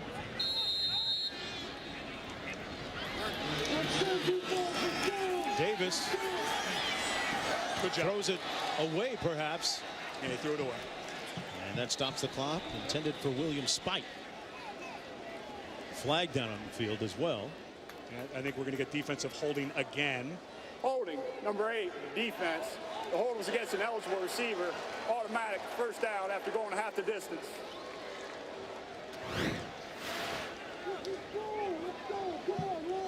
That is holding because that's exactly who Austin Davis was looking for. 1st and goal, 15 seconds to go. No timeouts remaining for Southern Miss. I don't think you can run the ball. You're right at that stage where if you run it, it takes a while with no timeouts. You may run out of clock. With 15 seconds, you can run as many as 3, maybe 4 plays if you go fast. They go empty, passing formation into the end zone. Touchdown! Caught by Lampley. And fisticuffs thrown. Boy, this is bad. I think we're going to have an ejection here. Marlon Johnson appeared to throw a punch.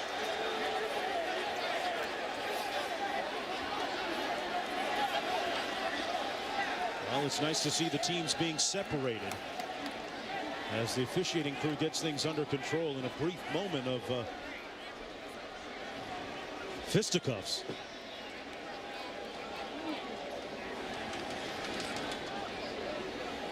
Lampley in all of this with his 4th touchdown catch of the season, the 5th of his career. But the flags and the penalties may prove to be a little bit more significant, even more than the score at this point, depending on what the outcome is.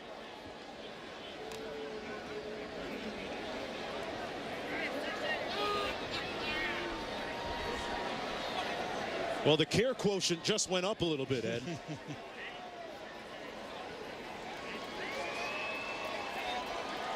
If you're a Golden Eagle fan, this is exactly what you needed going in at halftime. Something to get going. Just offensively, you've been in mud the entire first half. play resulted in a touchdown. After the play was over, personal foul, number 8, defense, personal foul, number 68, offense. Those fouls canceled. The extra point will be attempted from the 3-yard line. So the penalties against Joe Duhan, the starting guard, and Marlon Johnson, the DB. Here's one more look at it. And by the way, it was a great catch. Yes, and a wonderful throw by Davis. But watch as they get up. Pushes him in the chest. And then right there, well, it was a push in the face. Boy, it looked to me there at the end that Johnson did throw a punch. He's really lucky he didn't get ejected from this game. Right from the start, he shoved one player in the chest, shoved another player in the face, and then it looked to me like he threw a punch. Well, they're going to go to the replay, it appears, and now they're going to take a look at this. Well, you can't review a penalty, so this is about the touchdown. Let's see if Lampley has control of the ball as he lands. Remember, it's all the way through the catch. Does that ball move? Yeah, he had it. Looked like he had it. Let's see again. Once he hits the ground, watch if that ball moves. Now it looks like to me like he's got it. And because there is no indisputable video evidence that the ball did move, take one last look here.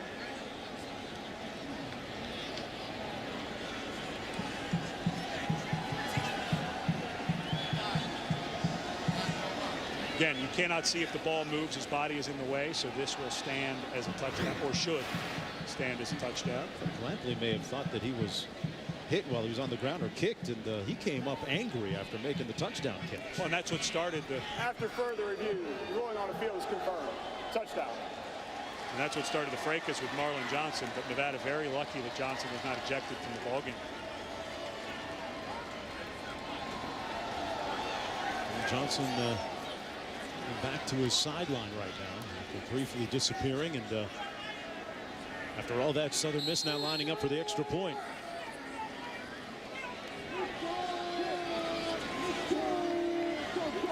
Sometimes it takes that one defining moment. It takes that one provocation that wakes you up and gets you jump started. And Southern Miss, a lot of guys around the ball. As Johnson goes and starts shoving people, people started coming towards, and the Southern Miss coaches on their sideline did a phenomenal job of not letting this thing get ugly. That's a punch right there. You just have to toss Johnson. But watch the coaches immediately start stopping them. You've got to be careful. You cannot run into a fight like that. Things like this could transition into next year. Your conference could take punitive measures if you were to get involved with that. Nice job by Southern Miss coaches to keep that under control. All this with 12 seconds to go in the first half. And all this resulting from the fumble recovery that Southern Miss, boy, they might be arguably the most opportunistic team in college football this year, with all the interceptions for touchdowns, and in this game a blocked punt for a touchdown, and they're able to turn this turnover into a touchdown.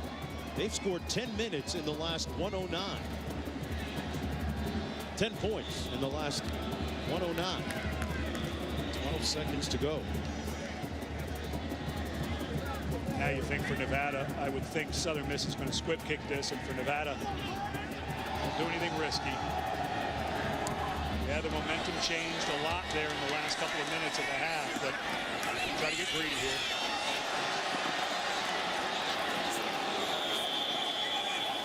Brock brought down at the 27-yard line. And team's starting to talk a little bit down there. Yeah, there's extra stuff going on after the tackle. The officials need to, I think, at halftime, maybe go address both teams and say, knock it off. This has got to stop. It's going to get ugly. And I think at this point, the officials have to start telling teams the next guy who starts something is going to be immediately ejected. It's the only way you can settle these types of situations down.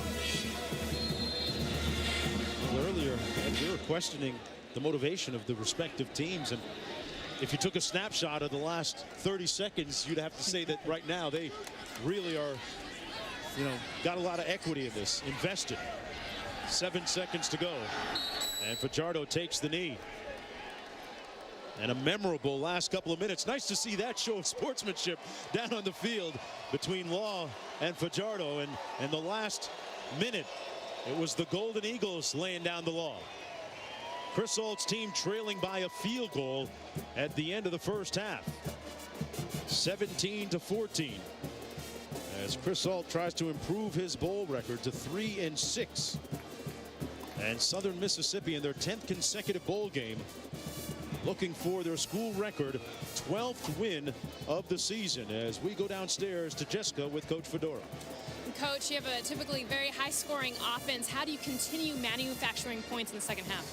Well, we got to start playing on offense. All we've done is shot ourselves in the foot the whole game with penalties, and we're really playing poor on offense right now. A lot of emotion there after that touchdown. What did you tell your team? How'd you calm them down? I mean, we just got to go out and play ball. We ought to have that kind of emotion all the time. We shouldn't have to wait for something to happen to have that kind of emotion. Thanks. Thank you. Well, you get the feeling that Coach Fedora not really sorry about the fact that they had that little outburst. They've got the lead on the scoreboard right now. Right now, back to the H&R Block Studio Halftime Report with Mike Hill. You're watching ESPN's presentation of Capital One Bowl Week.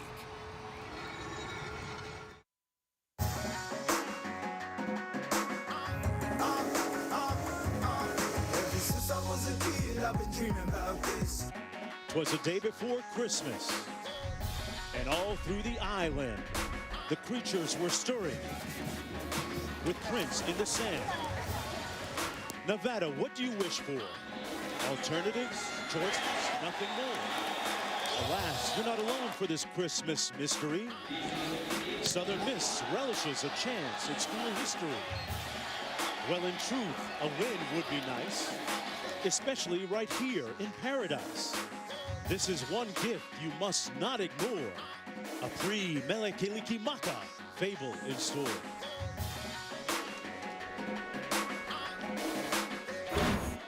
Mark Jones and Nelly on the remix version there, folks. Welcome back, everyone, to the warm waters, the balmy shores of Honolulu, the 10th anniversary of the Sheridan Hawaii Bowl.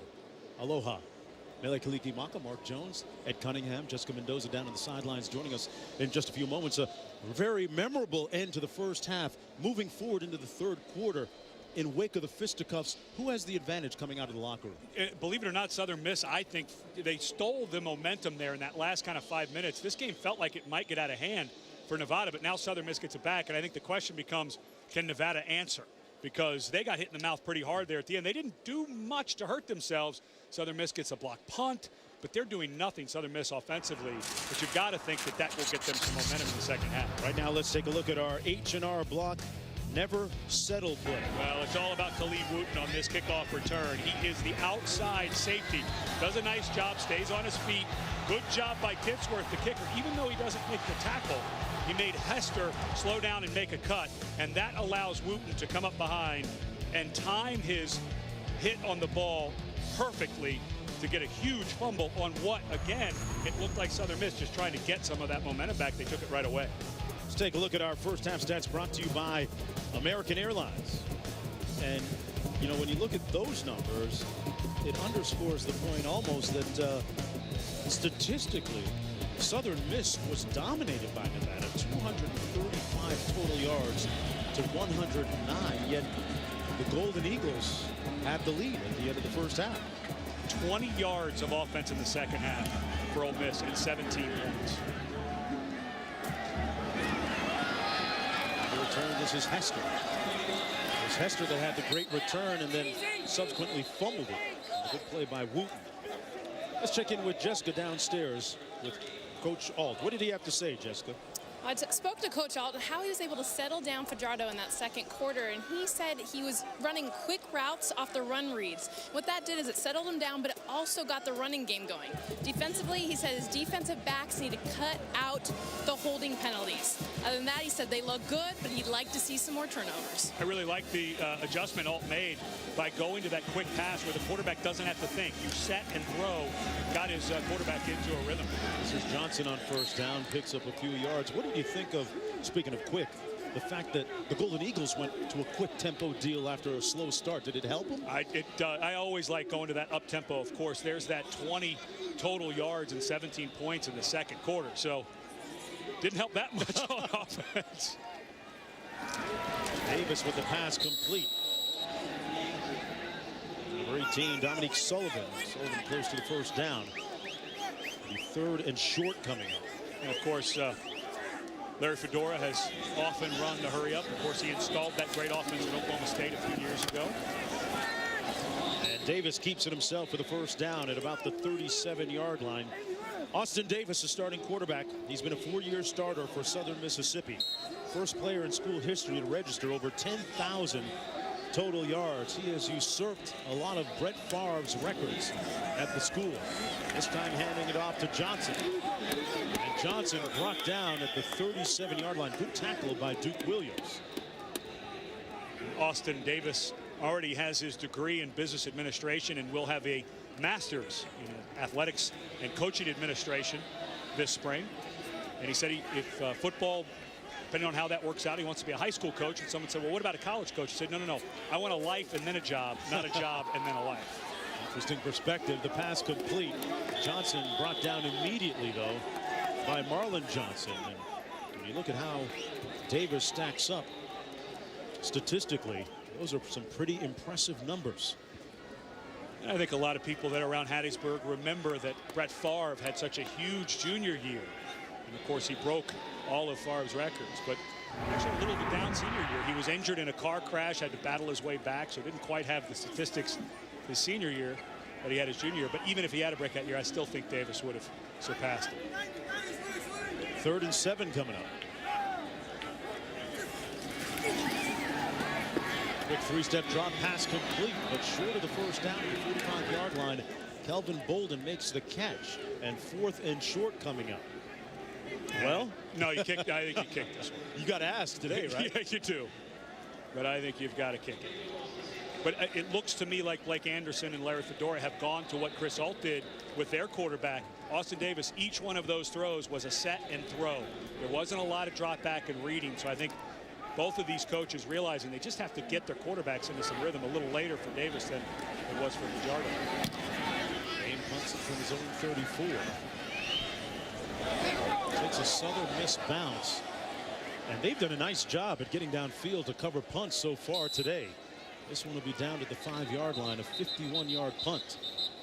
And no return. And Nevada's offense, led by the reigning Western Athletic Conference Freshman of the Year, the redshirt freshman, Cody Fajardo, has 95 yards to go. 6'2", 205 yards. Completed over 71% of his passes on the season. And after a slow start, really got going. He has football in his lineage, though. His grandfather played at Colorado. His dad played football at Texas Tech.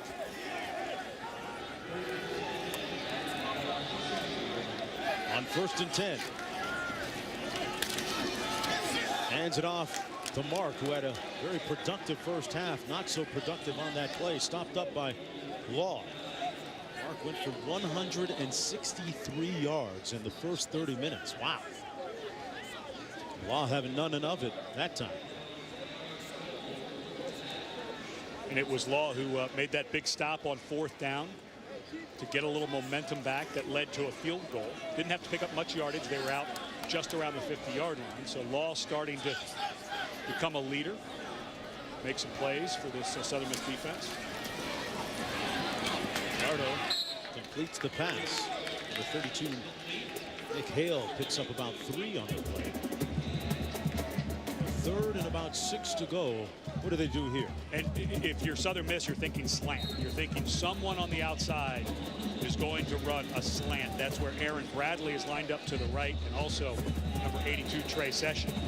This is a down and distance. If you hit a slant at 4, 5, or 6 yards, typically the receiver's momentum's able to come. So if you're going to throw it on time. If you wait, remember the Southern Miss defense loves to break on the ball. That secondary has 8 touchdowns made from interceptions this year. Fajardo couldn't get it off in time, had some heavy pressure up front, and it was tipped by Law. Great read by Cordero Law. He was on a rush. He was unblocked. And as Nevada tried a misdirection screen back to the left, Law does an excellent job of reading this. Watch on the top of your screen, comes inside, sees that it's going to be a throw over the top, was able to get his feet back underneath him and get his hand up. But Fajardo's got to throw that ball just a touch early. Blocked one already for a touchdown. They came after him again. Runner goes down, but no flag. And it goes out of bounds right around midfield. As Jake Hurst went down, but referee wasn't buying any of the flop. A 35-yard punt. And the Golden Eagles going to start off with good field position when we come back. Well, Jake Hurst, the punter for Nevada, isn't a drama major, Ed, but I think he might have a future. Well, we had a block earlier in the game, but watch as a Southern Miss player nudges him. He goes for the knee. And watch as he looks back to see if there's a flag. Just jogs off. Nope. And Alan Eck, the referee, had waved it off. Hurst went for it all. Nice job by Eck, though. Not calling that. Clearly not a penalty. But might as well try, right? Yeah, World Cup quality flop. First down and 10. Davis hands it off. They like to throw this. This is Pierce. And it's incomplete. Quentin Pierce is a former high school quarterback and has thrown a couple of touchdown passes off that play. Not that time. 2nd and 10 instead. Well, both secondaries. You saw Nevada earlier on what looked like was going to be a long throw on a fake pass. Why just cover it that time? The exact same thing. But both teams with good secondaries, and I think Nevada defensively played better than anybody expected them to. It's a nice going so far. Davis on the toss. This is Lampley, and a good tackle in open space. Brought down at about the 48-yard line. Folks, the NBA back on ABC and ESPN, bringing you 4 games. Christmas Day starts. NBA countdown at 2 Eastern on ABC. Then at 2:30 Eastern, it's ABC, a rematch of the finals. LeBron, Wade, and Bosh against Dirk and the crew, the Mavericks. And at 5 Eastern, ABC's the Chicago Bulls and Derrick Rose taking on the Lakers, Magic, Thunder, Clippers, Warriors. ESPN, ESPN3, and the Watch ESPN app.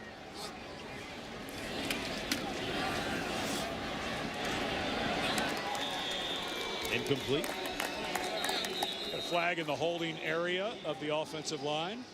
And we also have an injured offensive lineman. It looks like Austin Quattrochi.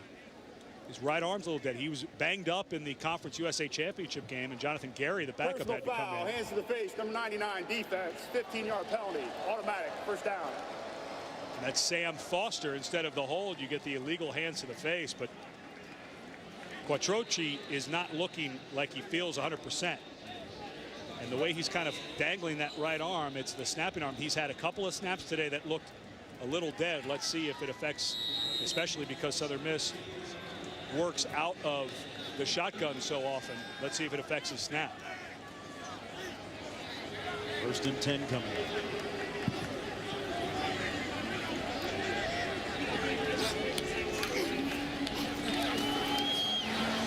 Handoff, they run it.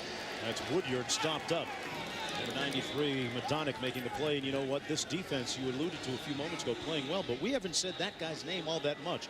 Brett Roy was an All-American this year and a big part of their success. Why do you think that is? A lot of times because when you have a dominant player like that, you reset your extra blocker up front to double team a guy like that. So you start to see guys like Madonic come up and make plays because they're working one-on-one. Sometimes when you're the star of the defensive line, that's just the price you pay. Davis steps up and fires way high, incomplete. Intended for Bolden. And it'll be 3rd down and 10 coming up. Well, this has not been a very good game for Austin Davis in his last game here at Southern Miss. And I don't want to take anything away from Nevada and what Andy Bew, the defensive coordinator, and his staff have done. This defense is playing well, but this has not been an on-the-mark day so far for Davis. Only 11 of 24. Just 72 yards passing. 3rd and 10 coming up here.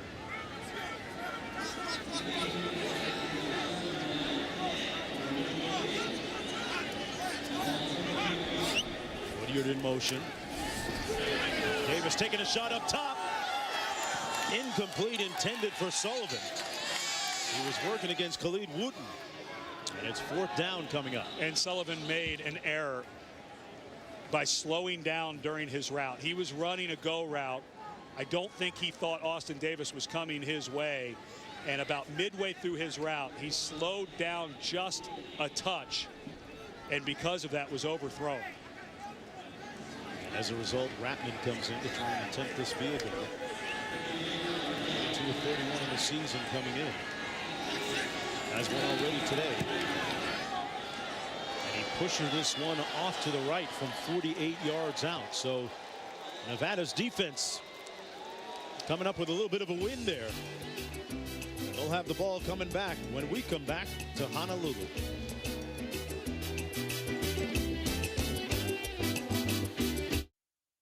ESPN College Football, the Sheridan Hawaii Bowl, is brought to you by Hawaii Tourism. Create your own perfect moment with special travel offers at gohawaii.com/vacation.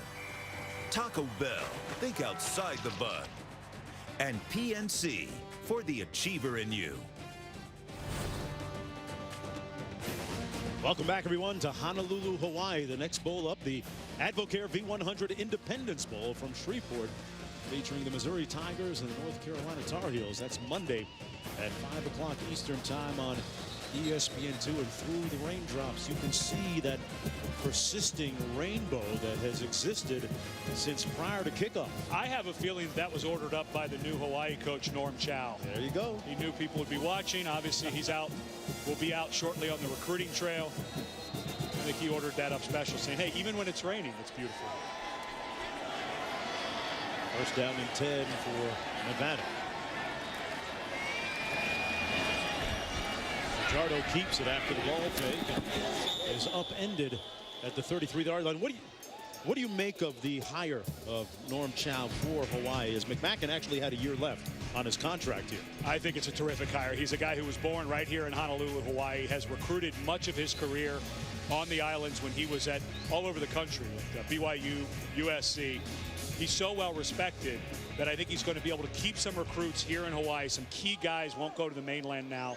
Obviously a genius when it comes to offense, but didn't push them for so much money that he cannot hire a good staff. That was actually part of his negotiation, was to make sure he had good money to go hire a good assistant staff. I thought that was it's just a nice thing for he and his son, who acts as his agent, to do. Big hire for Norm Chow, who's been on the front page of the newspaper, not just the sports page, but the newspaper the last couple of days, competing with our President Obama, coming to town here. Well, if you've spent any time in Hawaii, and I played with a lot of guys from Hawaii, very proud of their home state. So to get one of their own that is a legend, still has a lot of gas in the tank, I think that was a terrific hire. On 3rd and 8. Flag down. They're going to get thrown out of bounds. They're going to get Mudge for holding. Mudge usually playing center, now playing guard today. But he was working against Cordero Law, and Law has kind of taken over the game a little bit up front for Southern Miss. Yeah, the Law has won. Here's the call. Holding, number 71, offense. Penalties decline. 4th down. Jessica has a little bit more on the hiring of Norm Chow. What's up, Jessica?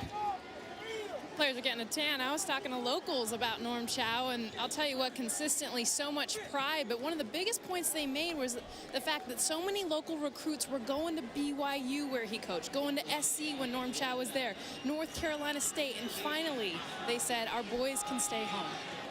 That is something that you touched on a second ago. That's big. First with the punt. Out of bounds, as they're going to mark this right around the 28-yard line. It'll be 1st down and 10 for Southern Mississippi, who still with just 128 total yards of offense in this game. It's unbelievable when you think how explosive this offense has been since Larry Fedora got to Southern Miss.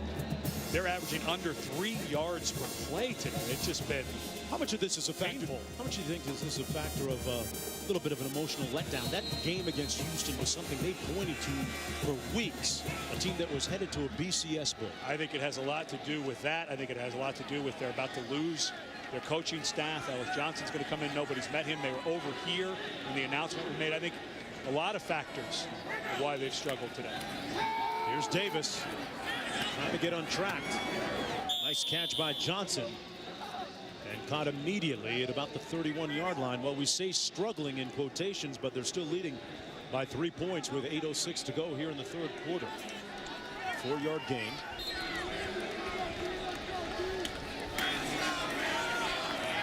There's Johnson again. Turns it north-south.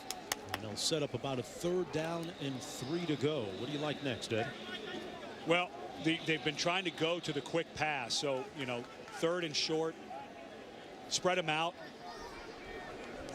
I feel like a run here, but if you're not, maybe just throw a quick hitch, a 6-yard hitch up top.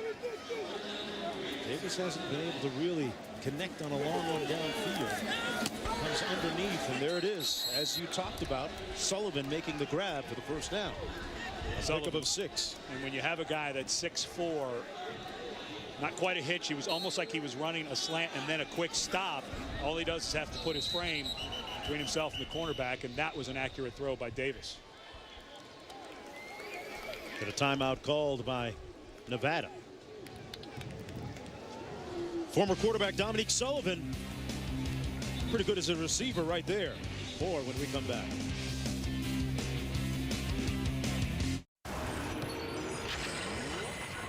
You know, Hawaii is the most isolated population center on Earth. 2,390 miles from California, 3,850 miles from Japan, 4,900 miles from China. The Hawaiian archipelago spans the distance of 1,523 miles, making Hawaii the longest island chain in the world.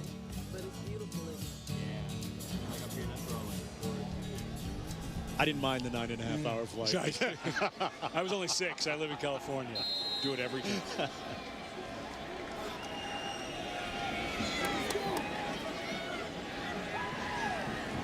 These teams trying to cap off their season in a positive way. Davis trying some good running for him, picks up the first down. Well, it is Christmas, so from all of us to all of you, a Merry Christmas in Hawaii. They like to say Mele Kalikimaka, Spanish, Feliz Navidad, Joyeux Noël. Nice. 6 years of French in school will do that for you. And Latin, I'm not going to try that one. First down, they give it to Desmond Johnson. Of course, I know Hugh Jones back at home would give that a shot. I'll say Merry Christmas to my family watching this game back home in Western Florida in Fort Lauderdale.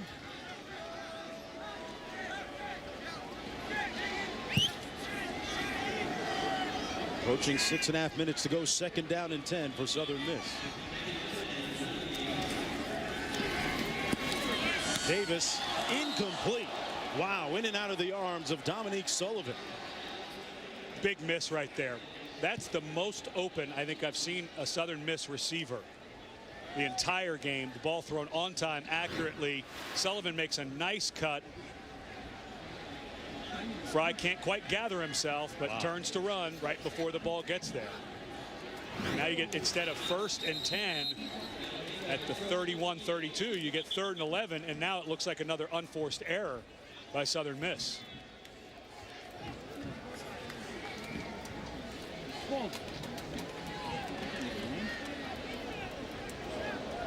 Offside, number 47, defense, 5-yard penalty, 3rd down. Take that back. It was Roy jumping into the neutral zone that's called. We were saying we hadn't called his name much today. We did that time in a very inauspicious way.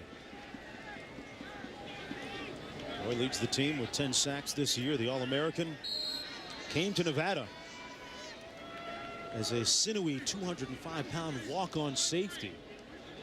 He's going to leave as a 6'4", 285-pound All-American. That's a real success story. 3rd and 5 for the Golden Eagles.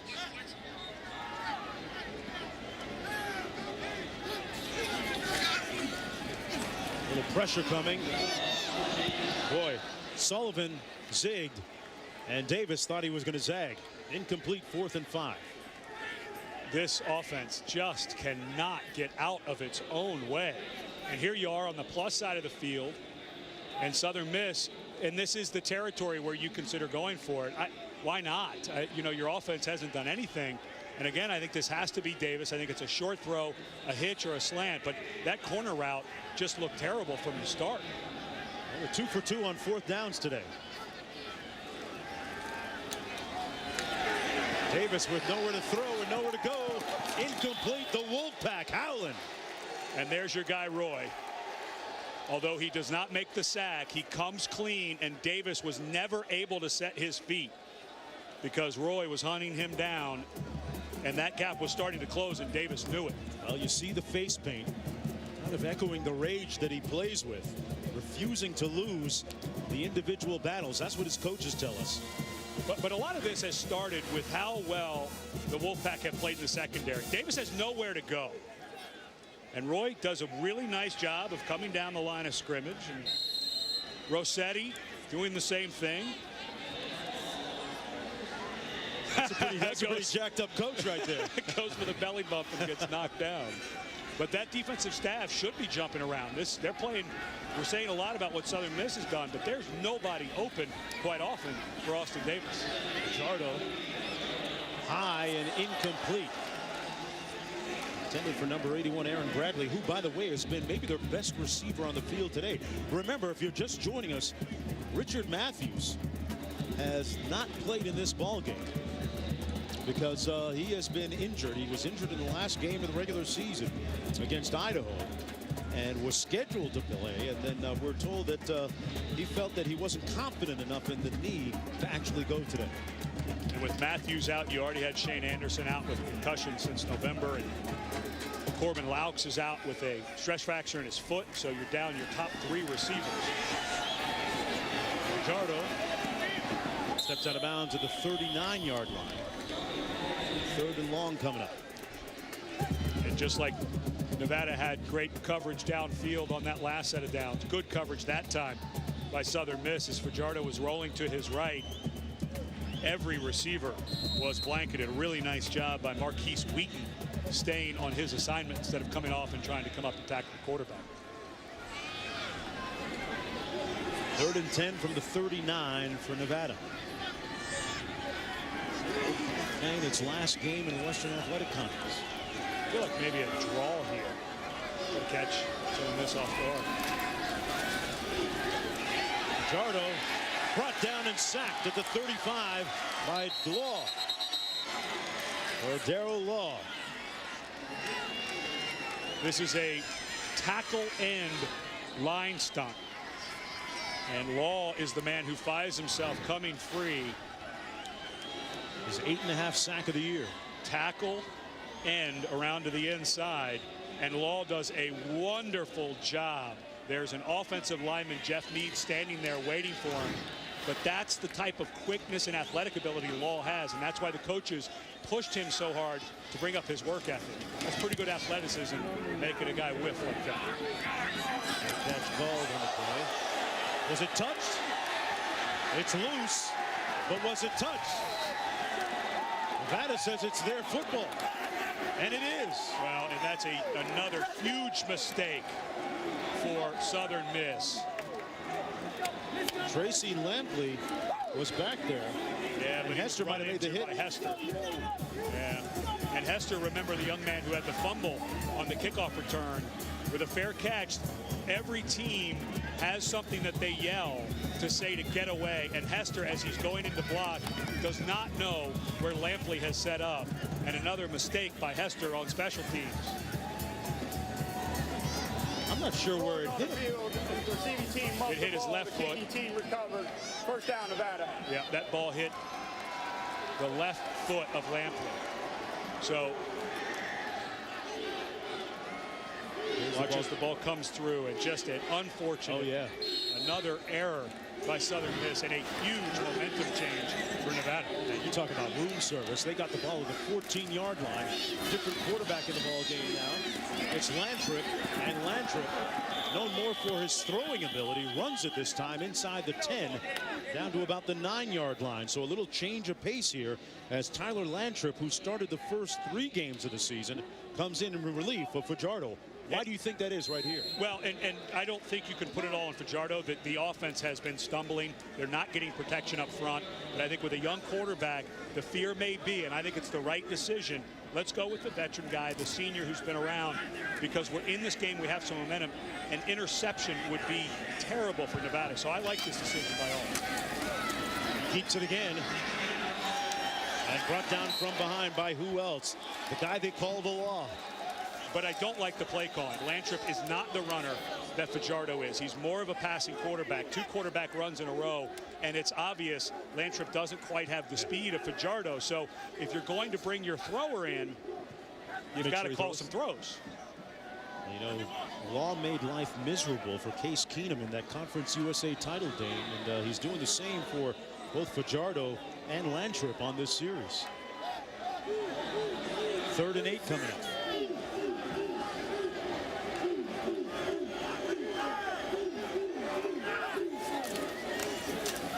No time to throw, and another sack. He is laying down the law in a big way. The judge and the jury. He is bringing it. He dominated that series, Ed. Yeah, and he's unblocked to start, but watch number 86. He's going to come all the way across and try to get a block. Because of the misdirection, they're thinking they're going to get time to get a Renzi over there to make the block. But Law, the game is so slow. You hear about the people being in the zone. He is seeing everything. His body is reacting the way he wants it to. Here's a guy who's trying to make himself some money in the NFL draft come April with this ball game. Alan Hardison from 37 yards away. And Nevada able to tie the game up at 17. And there's a flag down, though, at the 26. Yeah, they're going to get against Southern Miss. Yeah, they're going to get Furious Bradley for running into the kicker.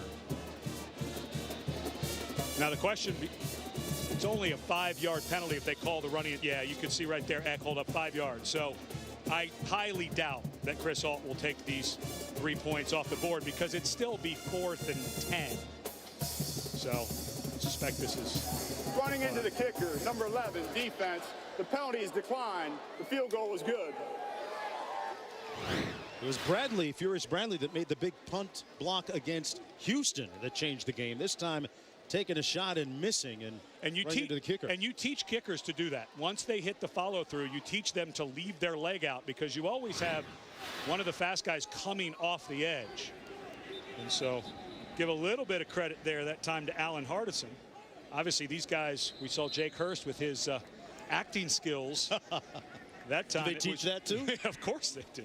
But that time just good technique by a kicker to leave a leg out. But of course you decline that. Well, Capital One Bowl Week continues Monday on ESPN2. North Carolina Tar Heels making their 4th straight bowl game appearance against the Missouri Tigers in the AdvoCare V100 Independence Bowl. Capital One Bowl Week on ESPN2, ESPN3, and also streaming live on WatchESPN.com and the Watch ESPN app Saturday. And of course, Larry Fedora will go home and put this game on. He has stayed away from the program at North Carolina, of course, hired as the new head coach of the Tar Heels, but we'll watch it at home. Get on that recruiting trail come the new year.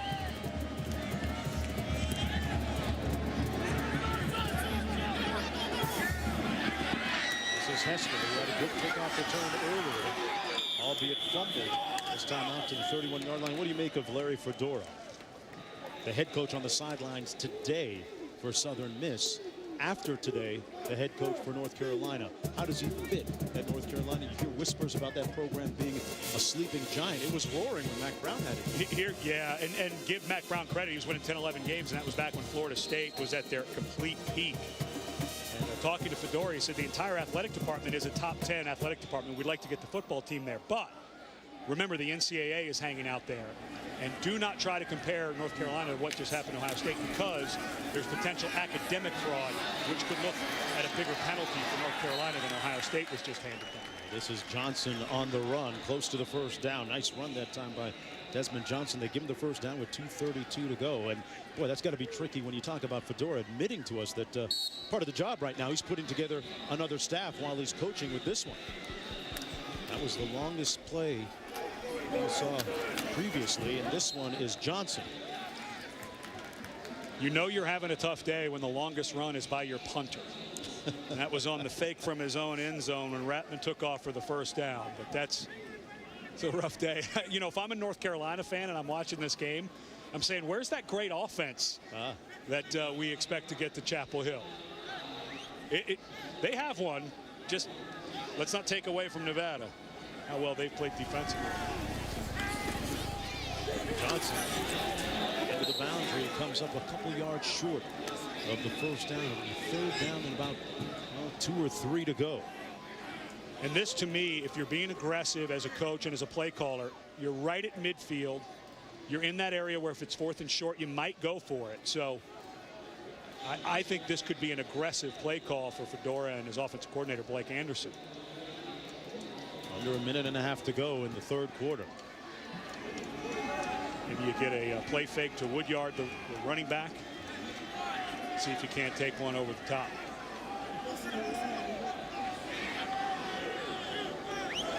Austin Davis still looking for that signature pass today. Up top, wide open. Incomplete. He had his man.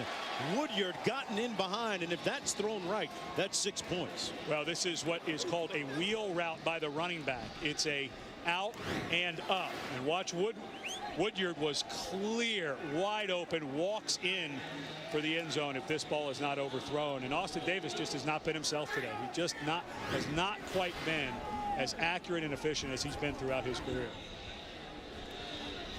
On 4th and 1, they punt. Ames' punt comes down at the 6-yard line. And Nevada, which has accounted for the only points of this quarter, a field goal, with the ball and 57 seconds to go in the period after the 42-yard punt. An offense that Southern Miss that scored 38 points per coming in. Just 17 here with about a quarter to go. And now, Coach Versalt has his team poised and ready to turn around their misfortunes previously here in Honolulu. Tyler Lantrip coming in again on this series at quarterback. Let's see if they let him throw it a little bit. I was really impressed watching him on tape, looking at him at practice. He gets the ball out quickly, got a little sidearm motion, ball comes out fast and accurate. See if they let him toss it around a little bit on this drive. Maybe not now. They may want to get away from their goal line. Hand it off to Lamford. Mark, and let me ask you about strategically. In the first half, we saw Mark run for over 150 yards. It's been a different tune in the third quarter. He doesn't seem to get as many touches. Why is that? It seems to me that the defensive line for Southern Miss is playing much better than they did. They're starting to move their line. Remember, we saw Cordero Law come on that twist. I think that the defense, Dan Dish and his staff, have made a change up front. They're moving their defensive line a little bit more, not just standing there taking the pounding that they did in the first half. So credit Dish and his staff for making an adjustment, slowing down the run game. There's Lantrip running it again, puts his hat down and comes up about a yard short of the first down. It'll be 3rd down and short coming up, and Mark with just 2 rushes for a total of 5 yards here in the third quarter as time winds down in the period. 45 minutes in the book in the 10th anniversary of the Sheridan Hawaii Bowl. Nevada and Southern Mississippi tied at 17 apiece as the rain comes down. 15 minutes to go. A little rain wouldn't bother me. Not with that kind of sunset.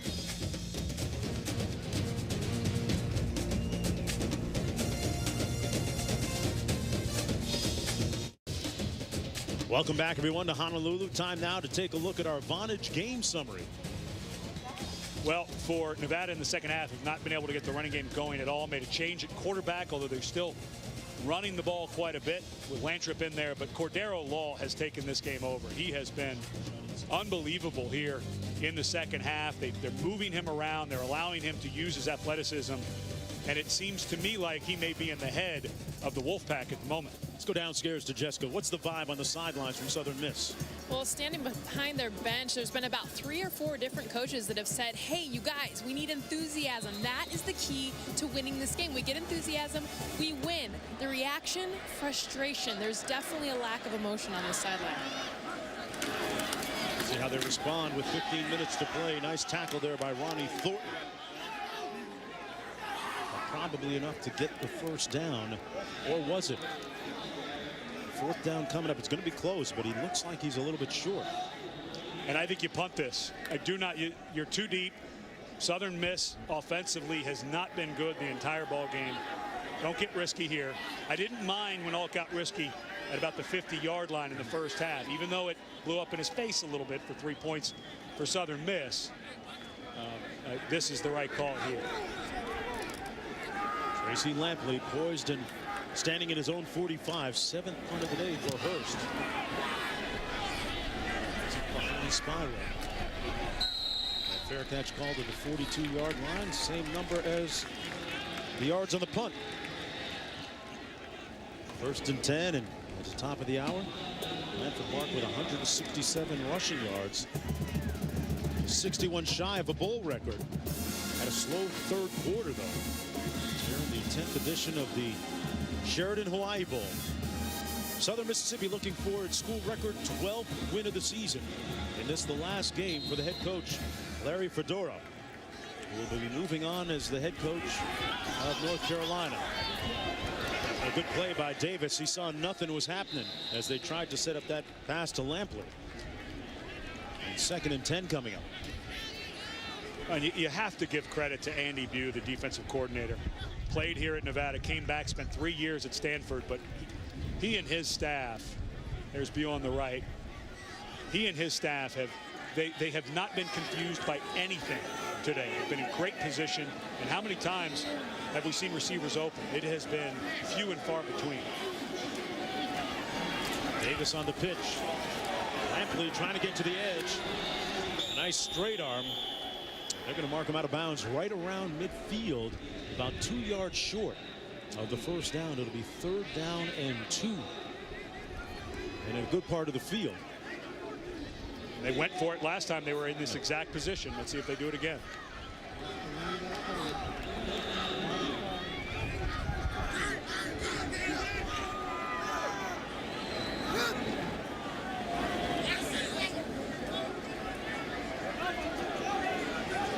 Ten on the play clock.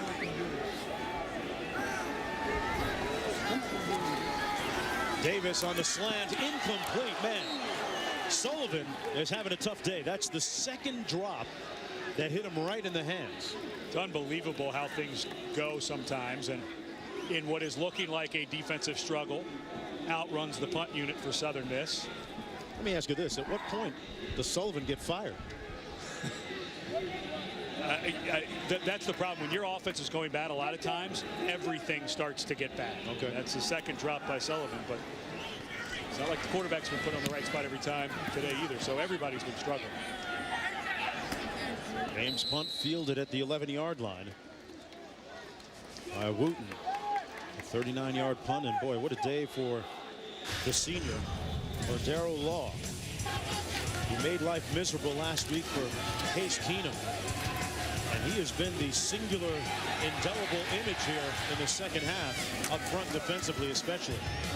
And I always hated playing against the guys like that. I was an offensive lineman, and he's one of those guys who, when you look at him, not impressive at all. 6'2", 255, 260 pounds, not real muscular, but he's slippery. And when you go to put your hands on him, we saw him make needs miss. I've been there where you have your hands up, you're ready to block the guy, and they just, right when you blink, they make that move. He just has his ability to contort his body, and it's hard to get a hand on. See if we can keep it going here in the 4th quarter. This pass complete. Juggled a little bit, but caught by Session. Nice gain out to about the 23-yard line. And there you saw first down of 12. And there you saw what impressed me about Lantrip. That ball got out quick. It was accurate. Now, maybe if they can get a little throw going, maybe they can get Lanford Mark back into the mix if they can soften up the Golden Eagle defense. Chris Alt bringing in Tyler Lantrip about 4 series ago in relief of Fajardo, who started the game. Mark with nowhere to go, brought down at about the 22-yard line by McCullum. And we expected to see Lantrip. Lantrip played in the start of the last game against Idaho when Fajardo was out with an ankle injury. He suffered a concussion. Of course, he's healthy now. But we expected to see him. But I think this is a choice by Alt. Fajardo looked shaky early, got better. But to me, I think we've got a senior. It's his last game. I think he feels like he can trust him a little bit more in a game that looks like it's going to come down to the final possession. There's Landrip that played in the final regular season game in that blowout win against Idaho. Looking to pass, has a man wide open, and caught at the 49-yard line. Session with another reception out to midfield, a 27-yard gain and a first down. And a really nice throw by Landrip. You do not want to lead. It looks like this ball is underthrown to Session, but it's not. There's a safety over the top, and you just got to drop this in. You're not going to get much more of a gain than you do. The safety's coming over to that position, but that was a nice throw by Landrip. Even though it looks a little underthrown, that's the right throw on that route.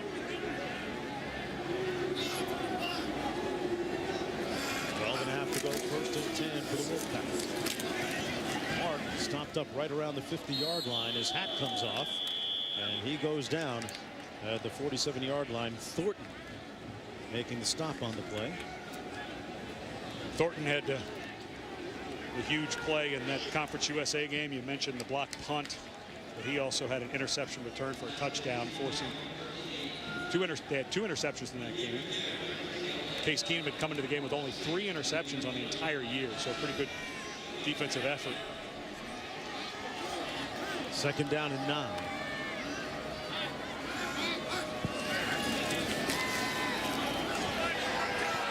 Pass incomplete, intended for Bradley, and he took a hit. Hendrick Presley coming up, and it's quickly 3rd and 9.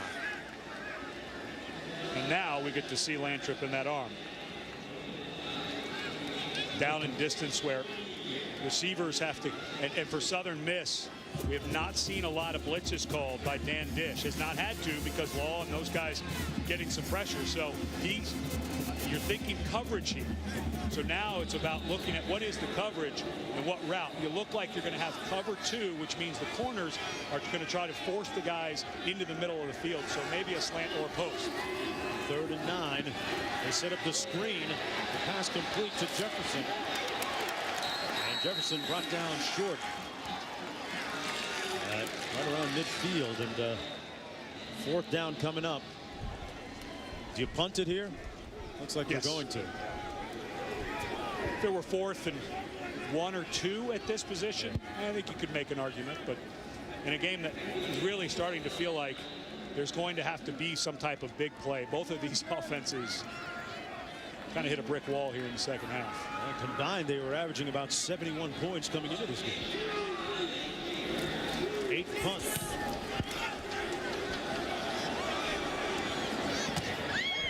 And Hurst, let's see where they mark this one.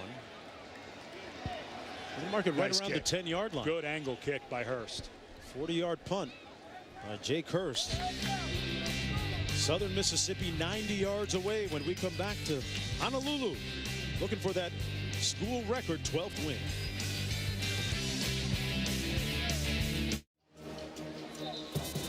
Honolulu, a glow at night.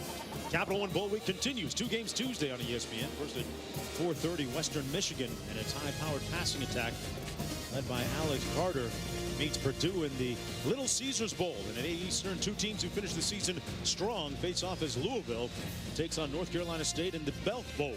Capital One Bowl Week on ESPN and ESPN3, and also streaming live on WatchESPN.com and the Watch ESPN app on Tuesday. Southern Miss, 1st and 10. Austin Davis keeps it himself. And a nice gain.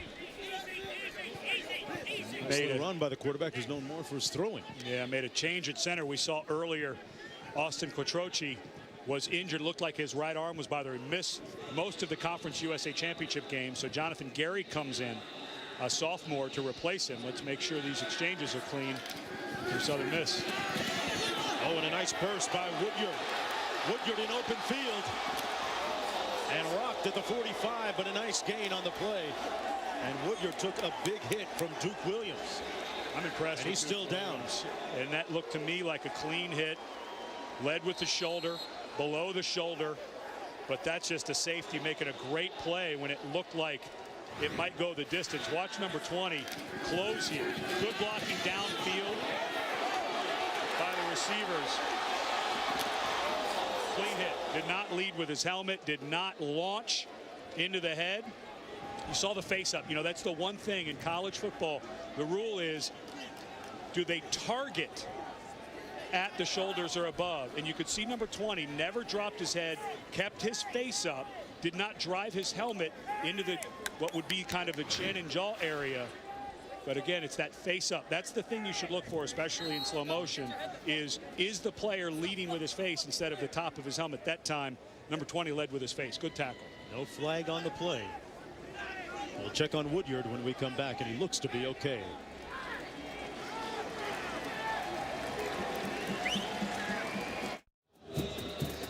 Welcome back, everyone. Well, they're working on the left leg of Jamal Woodyard of Southern Mississippi. I said he was okay with respect to, doesn't look like a concussion. They're working on the leg. Watch his left leg as he plants right there on the 5. Did you see it wiggle? You can see him starting to come up.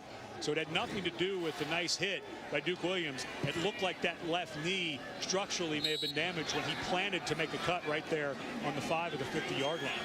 Yeah, Jessica Mendoza down on the sidelines. We're going to get some information from her shortly. First down and 10. That was a nice 41-yard gallop. The longest of the day for Southern Miss. That pass incomplete and broken up nicely by Khalid Wooten, intended for Danny Sullivan. I'd give quarterback Austin Davis credit. He keeps going back to Sullivan, who's had troubles with 2 drops today. And that one was good defense. Take nothing away from Khalid Wooten. He was right there, but if he's out there, you got to go to him if he's open. You sense that these teams have upped the level of intensity here in the last several minutes. 2nd and 10.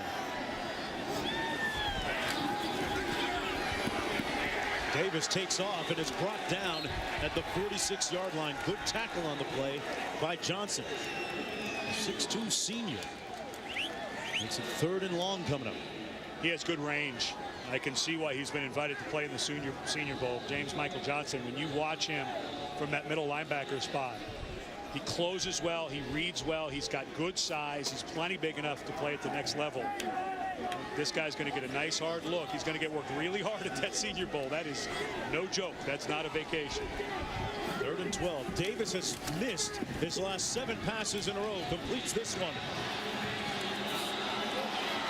Good move in space by Lampley, but not enough. Short of the first down on the very fringes of field goal range. What do you do here, Ed, after the 8-yard gain? Well, when we talk to the coaches, this is within Ratman's range. Anything inside of about 45 yards, they feel pretty good. He's hit the ball well all day. He's had plenty of distance. I'm a little surprised by this. I think you kick this field goal. He's had plenty of distance. Why not try it instead of punting it away? I'm shocked they're not trying to field goal here. Try and pin him deep, but unfortunately this one goes into the end zone. 39 yards. It'll come back out to the 20. And Jessica, what's the word on Jamal Woodyard? Well, it's not looking good. They did some ACL and MCL ligament tests on his left knee, and they told me he's clearly out for the rest of the game. He will not return. You saw the left knee buckle there, and then he took the hit afterwards. Yeah, and then the left knee, I think, buckled again on the hit by Duke Williams. Again, a clean, good hit by Williams. It was the plant before the hit that I think may have caused the injury. And then as Woodyard went to plant again as he was getting hit, I suspect that it may have caused more damage because of all the energy coming from Duke Williams. 10, Nevada, 80 yards away.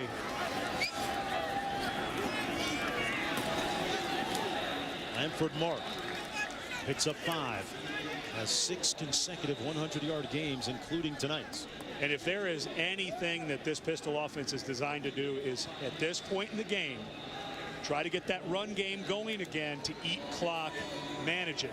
This Pistol offense is a run-based offense. I know they're 50-50, 250 pass, 250 run, but make no bones about it. This is about running the ball here. 2nd and 5. Mark gets it again. Nowhere to go. It'll be 3rd down and 5 coming up. Do you think that we've seen the last of Fajardo? Yes. And do you think, so far, what do you make of the move to bring in his understudy, Lantro? I guess I understand the philosophy behind it. It's a senior. You're playing a defense, and it's going back. But the offense hasn't done much since he's been in. So right now, not crazy about the switch. I understand why Alt did it, but as of this moment, the offense hasn't done much at all. So still plenty of time to go, though. 7:40 left in the fourth. Little blitz coming. Mantrip incomplete, intended for Bradley, and he was in scramble mode from the very beginning as Kyrie Thornton, a.k.a. the Beast, and the Law were laying it down on him. And it's 4th and 5. what a great call by Dan Dish.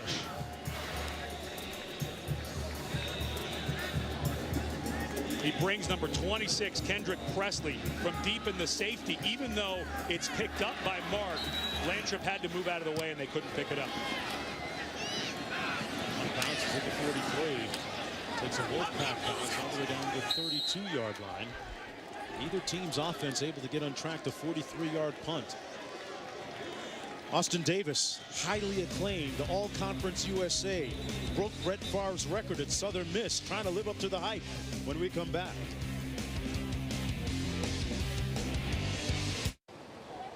ESPN College Football, the Sheridan Hawaii Bowl, is brought to you by Sheridan Hotels. Life is better when shared. The GMC Sierra, now during the GMC Holiday event. Trade up to the best Sierra ever and get some of the best offers of the year. And American Airlines, traveled over 250 cities in 40 countries on American Airlines. Wonderful sunsets here in Hawaii. Tied at 17 in the 10th anniversary of the Sheridan Hawaii Bowl.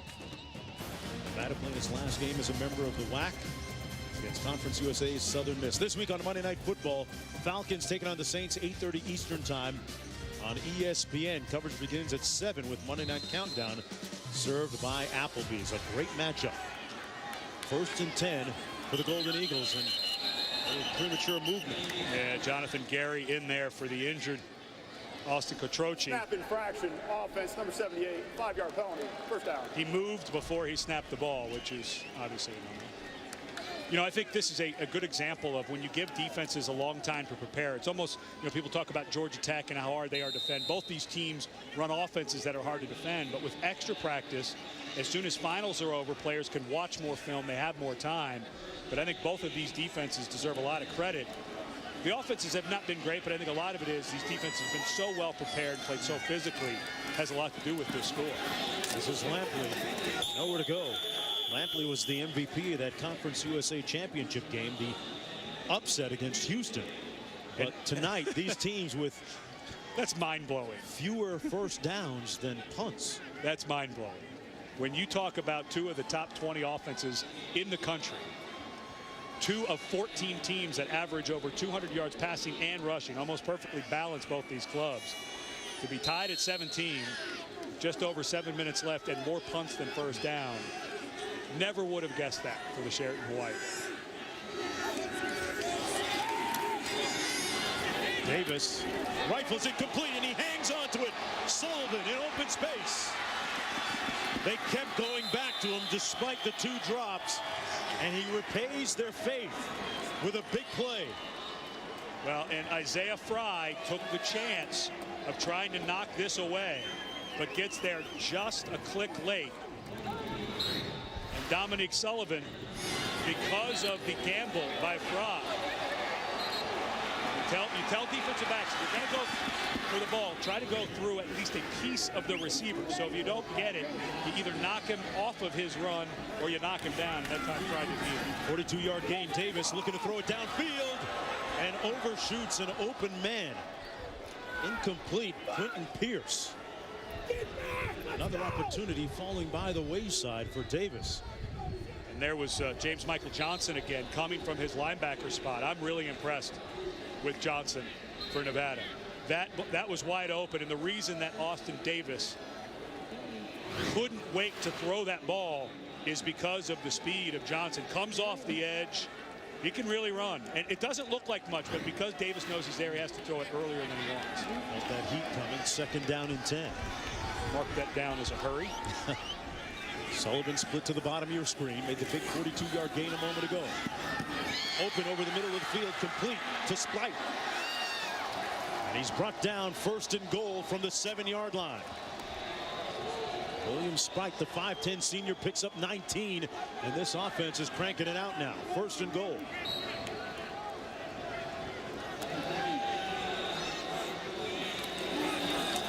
The handoff to Johnson. Breaks a couple of tackles inside the 5 to about the 3. And it's 2nd and goal now. Actually, they get another 1st down. And this is where, if you study Southern Miss, this is where they love the run action pass. Because they make no mistakes about it. It is a spread, but they run the ball very well. And watching them throughout the year and watching them on tape and in practice, they love the run action pass. Exactly this spot. Johnson, the lone back. Sullivan split to the top of your screen. Who's their tallest receiver? Because of the spread, no safety in that end zone. Davis into the end zone. Incomplete.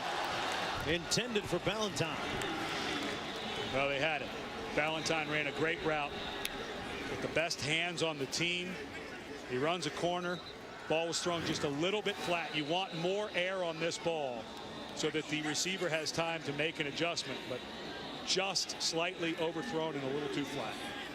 It's about the 3rd or 4th overthrow we've seen today from Davis, and you have to continue to ask about the wind. In fairness to Davis on that one, Ballantyne did stumble a little bit out of his cut.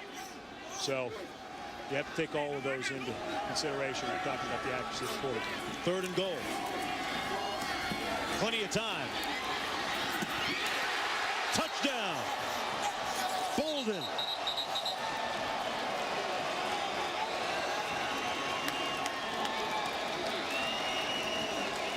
Southern Miss with the lead, and Austin Davis marched them down the field 7 plays.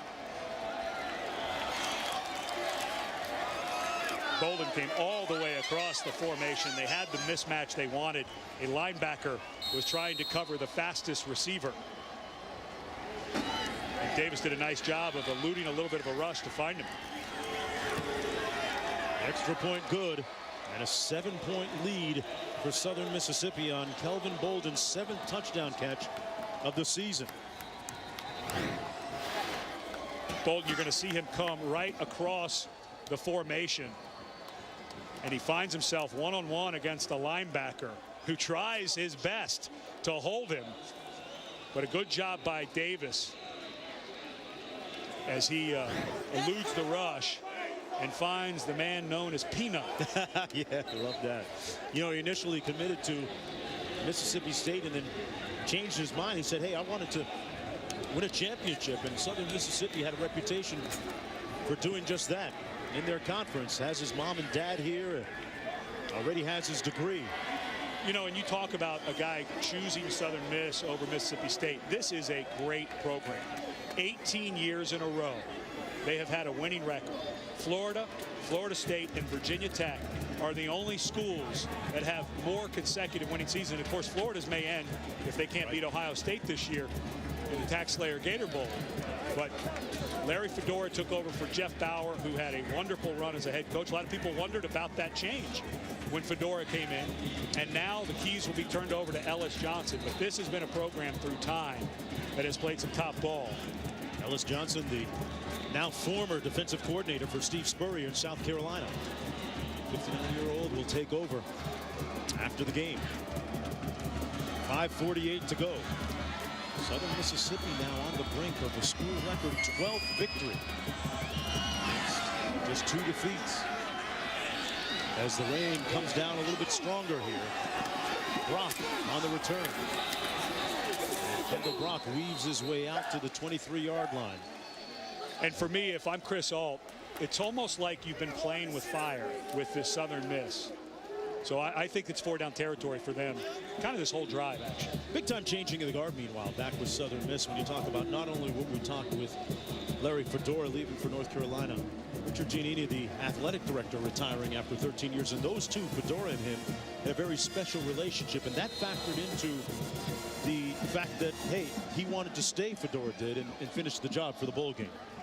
And for Ellis Johnson, a little bit of a wrinkle getting hired with an outgoing athletic director. It's always nice to have the guy down the hall from you be the guy who hired you. See if Landtrip can get this offense on track. That pass complete to Bradley. Bradley's been their most impressive receiver today. 9 yards. It'll be second down and short coming up.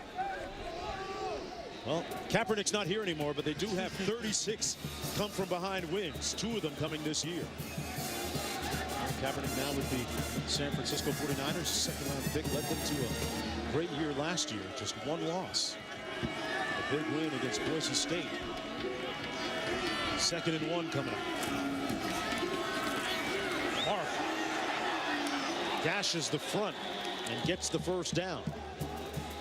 Presley making the stop. An 11-yard gain, though, by Lanford Mark. As much as Nevada has been running the ball between the tackles, I'd like to see something with a little reverse or something that tries to get some speed out on the edge. They've allowed Southern Miss to really focus on kind of the middle of that defense in the run game. See if they can get some stress on the outside on some type of fly speed reverse.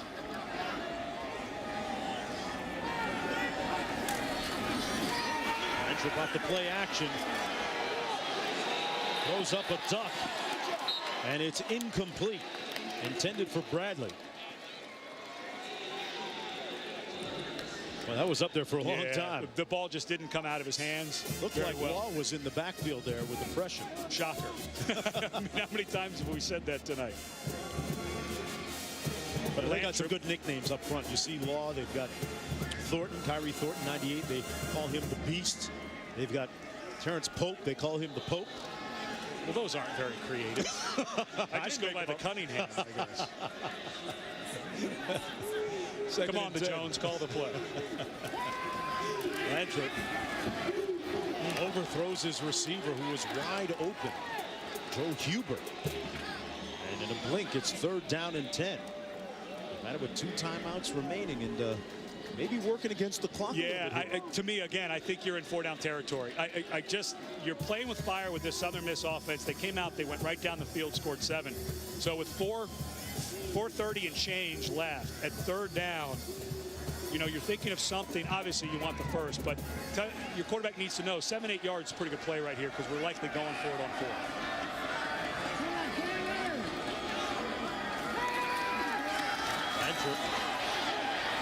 Gets it away, pass complete to Bradley. Slick move, made a couple of nice ones, makes it a 4th and short. And I think if he didn't pick up the first down, if nothing else. And Nevada, I think, should go fast here because Southern Miss, they're kind of walking back. You know you're going to go for it. Great moves by Bradley. I don't think this is a run between the tackles. How many times have we seen that? We saw the 4th down in the first half that fell short. Big play coming up. Yeah, I've mentioned some type of outside run, maybe a quick fly sweep. But Nevada, the biggest play of the game, is going to take one of their timeouts because I'm not so sure they know what they want to call. Wolfpack gonna exhale just a little bit with 4:01 to go. Back with more after this.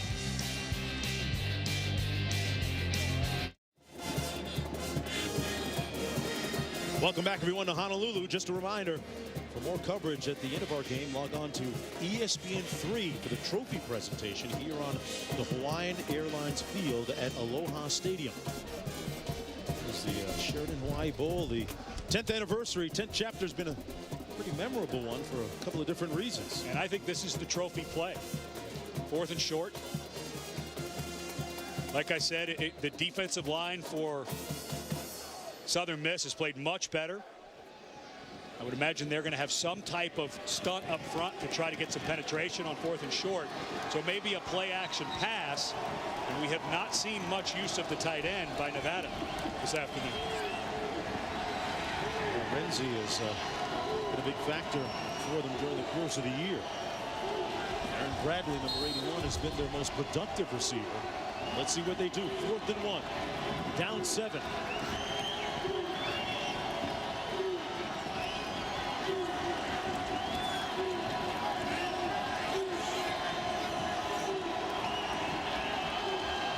Renzi in motion. They run it and get stuffed at midfield. Kyrie Thornton stops Lanford Mark. And the defense for Larry Fedora says, Coach, there's your going away present. Well, they have not done anything in the middle today. Really surprised by this call But watch the penetration by Thornton. He split between the left guard and the center. He splits the double team and pushes the center back into the running back. This has been a theme since about midway through the second quarter. I am shocked that Chris Ault called another run play between the tackles. It has not worked very much, and it hasn't worked twice now on 4th and short. Well, that Southern Miss secondary gets a lot of the hype, a lot of the highlights, but the guys in the trenches came up big that time. First down and 10. Nevada with 1 timeout remaining. Davis with the bootleg. Complete to Lampley. Lampley pushed out of bounds at about the 39-yard line. Still running. And I think you're looking at 340 and saying, why are they throwing the ball? Well, they haven't had much success at all running it today. The only thing that they've had success really was that last drive when they let Davis move around and throw it. So I like the aggressive play call by Southern Miss. Let's move the chains, burn the clock, and try to get out of here with a win, because we haven't been able to run it. So we're probably not going to be able to eat the rest of the clock with just the run game.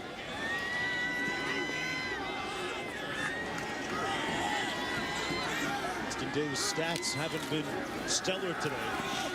We'll be happy with the win, though.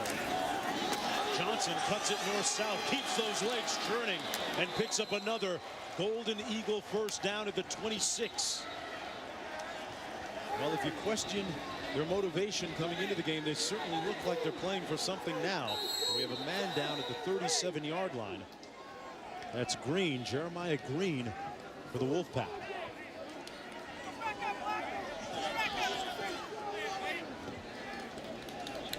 Put pressure on that left leg. And that's a tough loss. Strong side linebacker Green's had a nice season. But because with where the game is, you start losing guys on that front 7. Bring in a guy who has not been on the field much. And you would suspect that Larry Fedora and Blake Anderson, as offensive coordinator, may be talking about, hey, let's find out who the new guy is and run right at him. And just fighting off the block, and then his own man comes flying in and catches his knee. That's number 51, Rossetti. And unfortunately, because the weight was on that leg for Green, it rolled up. First down and 10. A score here would pretty much put it out of reach.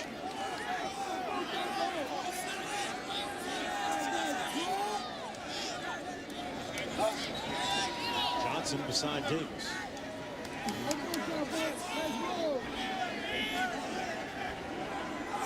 At what point does Nevada maybe start thinking about the timeout? I know that's the problem, though. You only have the one. You know, I think you wait till a second or third down before you use it. Johnson takes the handoff and battles his way to about the 25-yard line. And I don't think you use it here if you're Nevada. I think you wait till third down before you use it, or even fourth, because you've only got the one. So you're only going to get one chance of stopping. The defense has to make the stop. But at this point, Ratman, the kicker for Southern Miss, remember, he's missed 2 kicks today. So that's not a gimme for Southern Miss. They'd love to pick up the first down. If they pick up a first down, because Nevada only has 1 timeout, they can run out the clock without having to run another play. Just take knees. Ratman 1 of 3 today.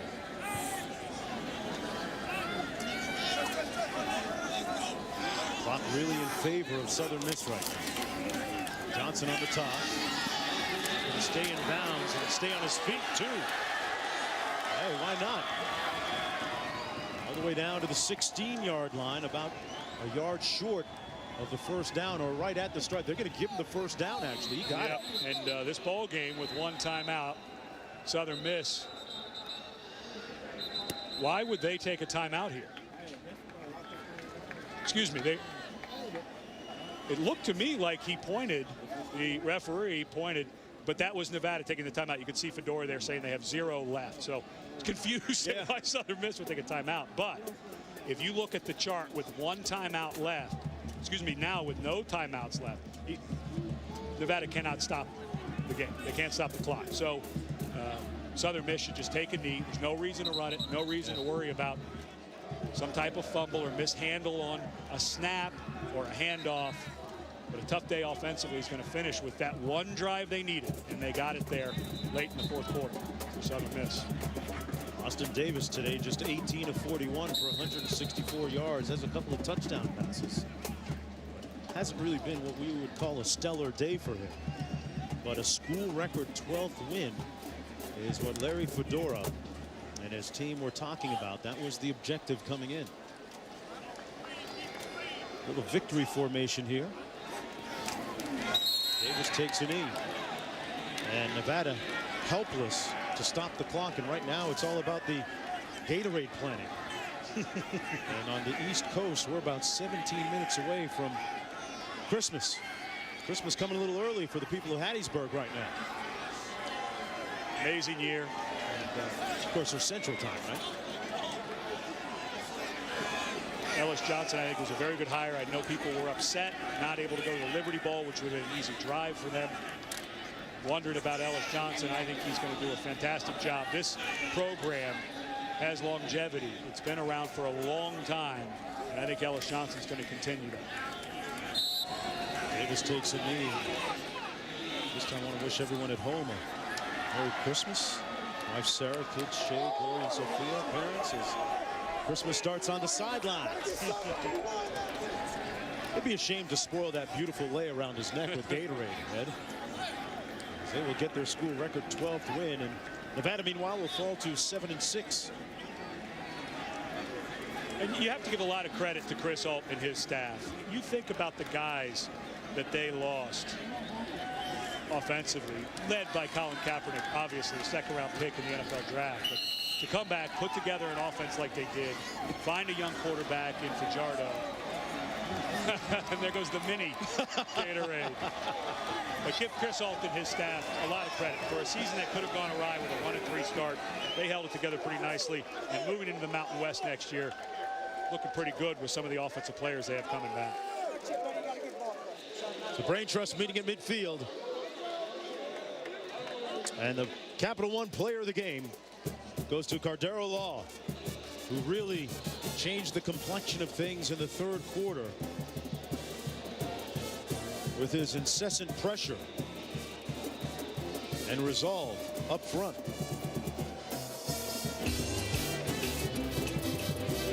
Once again, our final score from Aloha Stadium, 24-17. Mahalo from the Sheridan Hawaii Bowl. Don't forget to